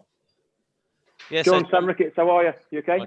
Yes, mate. How are you? Are you all right? Yeah, very well, very well. I was talking about your catch at the end, and I said, obviously, the confidence to come for it. But I see like young goalkeepers now would probably punch that. It wasn't a clean catch for you. There are a couple of bodies around. Now, is that just something you've always done in your career? Is it something what do you see now in young goalkeepers coming through? I think 90% of keepers probably would have punched that, and yet you had the confidence just to kill the game and catch it. And I was saying as a defender, there's no better feeling when you hear a goalkeeper shout they're coming to get it, and then to catch it on top of that is excellent. Yeah. No, I think like you touched on there, it is to be fair, something that I've always been taught during my career, is if you can try and catch it, then why wouldn't you? Because when you've got the ball in your hands, you're in control of the game. And it's better to be that way than, like you said, trying to get a punch on it and maybe getting nudged by a body in front and the ball not going as far as you'd like it to, or you're not clearing the danger. So in that sense, yeah, it's something that I've always tried to do. And from a defender's point of view, I know that it helps massively. But from my point of view as well, it's something that I feel comfortable doing. And like any goalkeeper, it's when the ball's in the right area and you feel you can come through, then everyone would do the same, I think. Very impressive. Yeah, so John, Cheers, me and Mikey was down at Brighton the weekend with you, and we were just saying about how you were bellowing instructions from that touchline. We could hear you and Conor Cody. How important do you think that is for the team and the morale of the team, that they're hearing things from the players that are actually on the sidelines as well? I think it's indicative of the team spirit we've got within the camp. We're all trying to encourage, and we all do our bit. My bit is I'm vocal on the pitch when I'm on it. So, especially now taking advantage of the empty stadiums, the more voices they can hear, the better. So, when the ball's on the other side, I try and communicate to the closest side to me, and vice versa when I can. But we've got a massive presence and voice in codes, but it's just adding another dimension there as well. And I don't know how important it is or how much they actually hear. You'd have to ask them, to be fair. I might just be chatting for the sake of it. But do you feel like, because look, people have seen all those videos of you being the first man there to welcome players back in after games. Do you feel like you are a senior man within the group, and that you have that influence on people, that people will look to you? Because there's a lot of young players in this squad now, and they'll look to you to give that reassurance sometimes. I'm not sure about that, because we've got a lot of experienced lads, regardless of their age. The experience they've got in their short careers is immense. It's up there with mine anyway. So, but in terms of what I do and what I bring to the squad, it's it's something that I set in myself. It's a standards that I set. So, me talking in the stands or congratulating players after a game, win, lose or draw, it's to let them know, but certainly let them feel that, listen, we're in it together. Because regardless if I'm not playing or not, if the team's successful, I'm successful because I'm part of a successful team. And that's the whole spirit we've got within the group, is that we're all striving for the same results, the same success, because ultimately we all feed off that. Regardless of how many minutes you play, we all feed off the success of this club. And in terms of my standards, like I touched on there, it's something that I set myself in training as well. I'm sure you can ask the young boys or ask the coaches, but if I'm training with the young lads, and sometimes I'm training with kids that I'm twice their age. I'm literally old enough to be their dad, but it's not something that's going to put me off. It's something that if they can see someone doing it properly who is 34 years old and twice their age, then why shouldn't they? That, and if I can have 0.5%, 1% input in someone's career or mindset, the longer they go through their career, then that's great for me. Mate, I think you can see it now. By the way, go on. So I was going to mention Fabio Silva. Now, I really like him, but you've seen him tonight. He's had a couple of chances. He's beaten himself up. So to have your reassurance, and he's coming back in a big senior presence, I'm sure you're saying, listen, just keep going, keep coming, relax, and I think that's the difference between him being successful or not, if I'm honest with you, because it's so easy for young lads' confidence just to disappear. Absolutely, but I don't think it matters on the age either, Sam. I think, you can tell me differently, but I've been in phases where I'm, in the last few years, in fact, when I've been at Wolves, where my confidence is shot to bits, but, it's the group that push you through it and get you through, and you're grateful for that, because that everybody is supporting you and behind you. Fabio's no different. We all know Fabio's come with a big price tag. That's nothing to do with him. The talent's there because they've invested in him. But, he needs time, as has been said throughout his time here. He needs the time to settle. Unfortunately, due to the injury of Raul, he hasn't had as much time to settle as he probably needed. But I played in the cup game for the under-23s where he scored 2 goals against Doncaster, and the goals he took there were fantastic. So the talent's there; it's unquestionable. Now every player needs an arm around him every now and then, regardless of age. Yeah, definitely. Of course they do, and like I said, Fabio's got talent in abundance, and that'll shine through over the course of the next year, 2 years, however long it be. But he's a good talent, and he works very, very hard, and that's the thing about him, is even if things aren't going well for you, if you're still working hard, you'll get the respect of your teammates regardless. Well, on that basis, John, the reaction, I guess, from a lot of people to Adama Traore getting that goal tonight. We mentioned the way that you were kind of helping him through the game at Brighton. I mean, to see the talent that he has, and now if he can get himself on a real run of goal scoring and adding that to his game, he'll become a real frightening player. Oh, of course he will. And, you know, it's no different to what he brought to the team last year with the assists and the goals that he contributed, you know, and his aim, as everybody is to get better.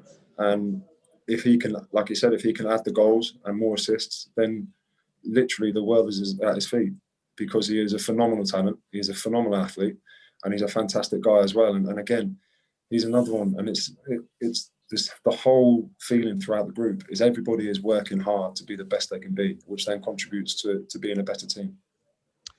Before we let you go, I have to ask you the question that is always brought up at this point, because 2 years ago we got one step away from the final. Can we go there again this time around? Absolutely, of course we can. Our aim is to go as far into competitions as we can. We showed that last year. We showed that the year before in the FA Cup. We showed it last year in the Europa League. And, you know, with only having the FA Cup and the Premier League now, we've got two competitions to focus on. And as you saw the team tonight, you know, we're not going to take this lightly. Well done tonight, mate. 32 clean sheets in 62 Wolves appearances. That is an absolutely phenomenal record. Well done to you, mate. Thank you, fellas. Appreciate it. Yeah, well done. Take care. Thank you, John. Good to see you. John Ruddy joining us on Matchday Live Extra. Really interesting couple of points there, especially about Fabio Silva as well, boys, because, you know, he will look back on tonight and feel like he had two really good opportunities, Chris Iwelumo. And it is that important element of not really dwelling on that. At least he was in the positions to get the chances and keep working hard. I know where you're coming from, Mikey, and I think as footballers, you know, I think we probably criticise and we reflect and we're quite harsh on ourselves. And I think he will be hard on himself, and he has to be, because it's another chance going missing, you know. And it's like one of them. On another day, he could have had 2 goals against Aston Villa. He could have had 2 goals. You know, we're seeing that Arsenal won. I think even Liverpool. I'm not sure if I think he came off, but and that's the difference. You know, the chances in the Premier League, they're going to come few and far between. You've got to make sure that you're clinical when you do. And again, it's like we know that he's got the quality, and it was quite interesting what John was saying. If it's 1 year down the line, 2 years down the line, there's a lot of money being spent. There's expectation there. He's a fantastic player, but I've seen fantastic players just not achieve what they want and have to go somewhere else. So I think he will. It's one of them. He's in the right place. Yeah, the chances are coming, but it's just that final little bit of movement, or that decision, or that little touch. It has to be better. Go on, Tomo. Yeah, I was going to say I agree. So, look, at the end of the day, it's like he's just got to keep going. And the thing is, though, if you've got the belief of your squad and teammates behind you, and they believe that you can do it, then you've got a great chance. But what you need to do, even if you keep missing out, even if you keep things keep going wrong, you just got to keep working at it. And I was always told, if something's not working for you, go back to the basics. Make sure that you do the basic things well, and then you can build from there. And I think that's what he's just got to do. He's just got to keep working hard, as he does on the pitch. Keep working hard, because all of a sudden, if you keep doing the right thing, the majority of the time, you get what you deserve.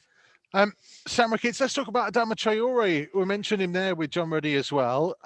32 games without a goal before tonight. That is a long time for a player of his calibre. We talked a little bit about half-time, about, you know, them showing him in field and him taking advantage of it. To be honest, first and foremost, I was surprised at 32 games. I didn't realise it had gone that long, to be honest with you. If you look at last year, he was destroying Man City, he was destroying the big sides, setting up goals against Liverpool.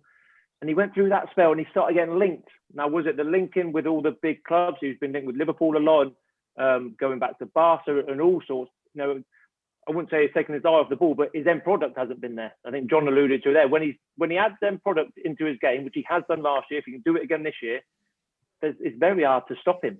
And hopefully now that's one goal. Hopefully now he goes on a run and we get 2s and 3s. And certainly don't want to go another 30 odd games again before another one, because that's as any forward, Chris and Tomo know better than me, eventually you're judged on your goals or your assists, and that's what he has to do at the end of the day. Chris knows better than you. I'm not sure we should put Tomo in the ranks of forward players. Scored a few goals, mate. Scored a few. What we've got to remember about Adama Traore, he's been playing at right back. You know, there's been a lot of work put on his final product, as in assists. If you look at the assists over that 32 game period, it'll be decent. You know, whereas any player, and I think it's something that Nuno's threw at them, he's wanted more goals. So that's something that, like you say, has his head been turned or distracted? He has kind of took his eye off the ball there. It's such an important part to his game, because all the other stuff that he does is excellent. But if he brings goals to it, consistently bringing goals, game in, game out, then it's you know what, he can go all the way, you know, because he has everything. Right, Everton, quick turnaround. Sam Ricketts, will Nuno be looking at things now, having seen the return of Patrick Cutrone and Morgan Gibbs-White, to give him additional options in his squad? Has he got some decisions to make now? Definitely. You're now starting to, it might only be 2, 3, 4 positions, but you're starting to see competition for places again. And that's great. Not only competition for places, but also be able to freshen it up. And I spoke about Cutrone before the game. I thought he just worked and he worked and he worked so hard. He made a good impression. I know he maybe didn't have that much of the ball or didn't score or looked like he was going to score particularly, but his work rate for me stood out, and it shows that he's here to do something. So there's another option to come in. And ultimately, like I said, it's numbers. All of a sudden, you look at the bench, and with all due respect, we're not looking at young lads, 18, 19, 20-year-olds. You're looking at, oh, he can make a difference with 20 to go. He can make a difference with 15 to go. It's a big, big positive, because Wolves haven't had that recently. Spot on. You know, I think it is. It's just more depth, but quality. It improves this. I think it improves the squad. That these two players coming back in, you know, it's not just giving it the depth. These are players that have got a little bit of difference about them. You know, Cutrone's got that, I guess, that a bit more of a presence. You know, a bit more of that aggressiveness that's possibly, well, definitely needed in the Premier League, because we've got the players that are going to create. We're going to put this. We're going to give it. He's going to get the service. So I just think it gives Nuno another option in that as that point and that focal point for us. Yeah, I just think that say when he's turning around looking at the subs, he can actually pick someone and say, hey, "Come on, get yourselves on," as he did in that second half, where Brighton, when he looked round and all he could see was young lads on the bench, and he's just thinking, are they going to change anything? And then he's probably having doubts over that. At least he's giving him an option, and that's the main thing for me. It's giving him an option about what he can do, and he can change things around. He can change the formation around. He can change the way that we play, and that's important to him. Right, this might be a slightly difficult one. I want a man of the match from each of you tonight. I think there were some quite good performances in there. Adama Traore will obviously get the headlines for the goal. They're obviously going to have to check on him coming off fairly early in that second half. I can see from all three of your faces, it's just quite a difficult one. It is. Who am I going to pick on to go first, I wonder? Tom. I'll go. If you're still thinking about it, I'll go. I would have been happy. For me, I'll take Neves. Yeah. Well, first of all, there's quality on the ball first half, but I always look at, and there's my question mark always with him has been defensively. Is he mobile enough when we first come up to the Premier League to get about? He's proved he can get by. But the amount of times that he got across and just got a deflection or blocking a cross or a ball coming into the box, that was the difference for me. And I just thought he was excellent today. Sat in front of the two centre halves, I thought he was outstanding. One vote for Ruben Neves. Go on, Tomo. Yeah, I was just about to say Neves. So look, I think that Neves was outstanding, especially in that first half as well. His range of passing and picking out Traore time and time again. And again, we spoke about it, the way that he gets around the pitch. I think that he's got himself a lot more mobile in that area. I think that he works really hard defensively as well as that attacking. But yeah, so I thought he was he played well tonight. Looms? I'm going to Traore. It's the hardest thing to do in football is put the ball in the back of the net. You know, like you say, he's the reason why he's got it through. I think Neves goes down as an assist, but Traore had a lot to do, you know, when he received it. So again, fantastic strike. Hopefully he brings it, and he's in that kind of vein of form at the minute and can take us forward. So Traore for me. And I'm just going to get the finger on. I'm going to. Can you just feed me out? You feed me out already. As we realise that one person got the score prediction correct, And yes, it was this guy. 2021 continues where 2020 left off. More than happy. It happened in 90 minutes. That's why you're so happy. It was a win-win. Yeah, it's cold. I want to go home. It's been a good result. Thank you very much, Sam Ricketts and Chris Owellamo, and to Andy Thompson. Thank you to John Ruddy for joining us after the game, Simon Osborne and Darren Ambrose beforehand as well. Wolves are in the draw for the 4th round of the FA Cup. Adama Traore is back up and running and in the goals. Hopefully that continues as his New Year's resolution. Plus, Cutrone and Gibbs-White are back as well. Wolves have numbers. We'll see you against Everton. Have a good night.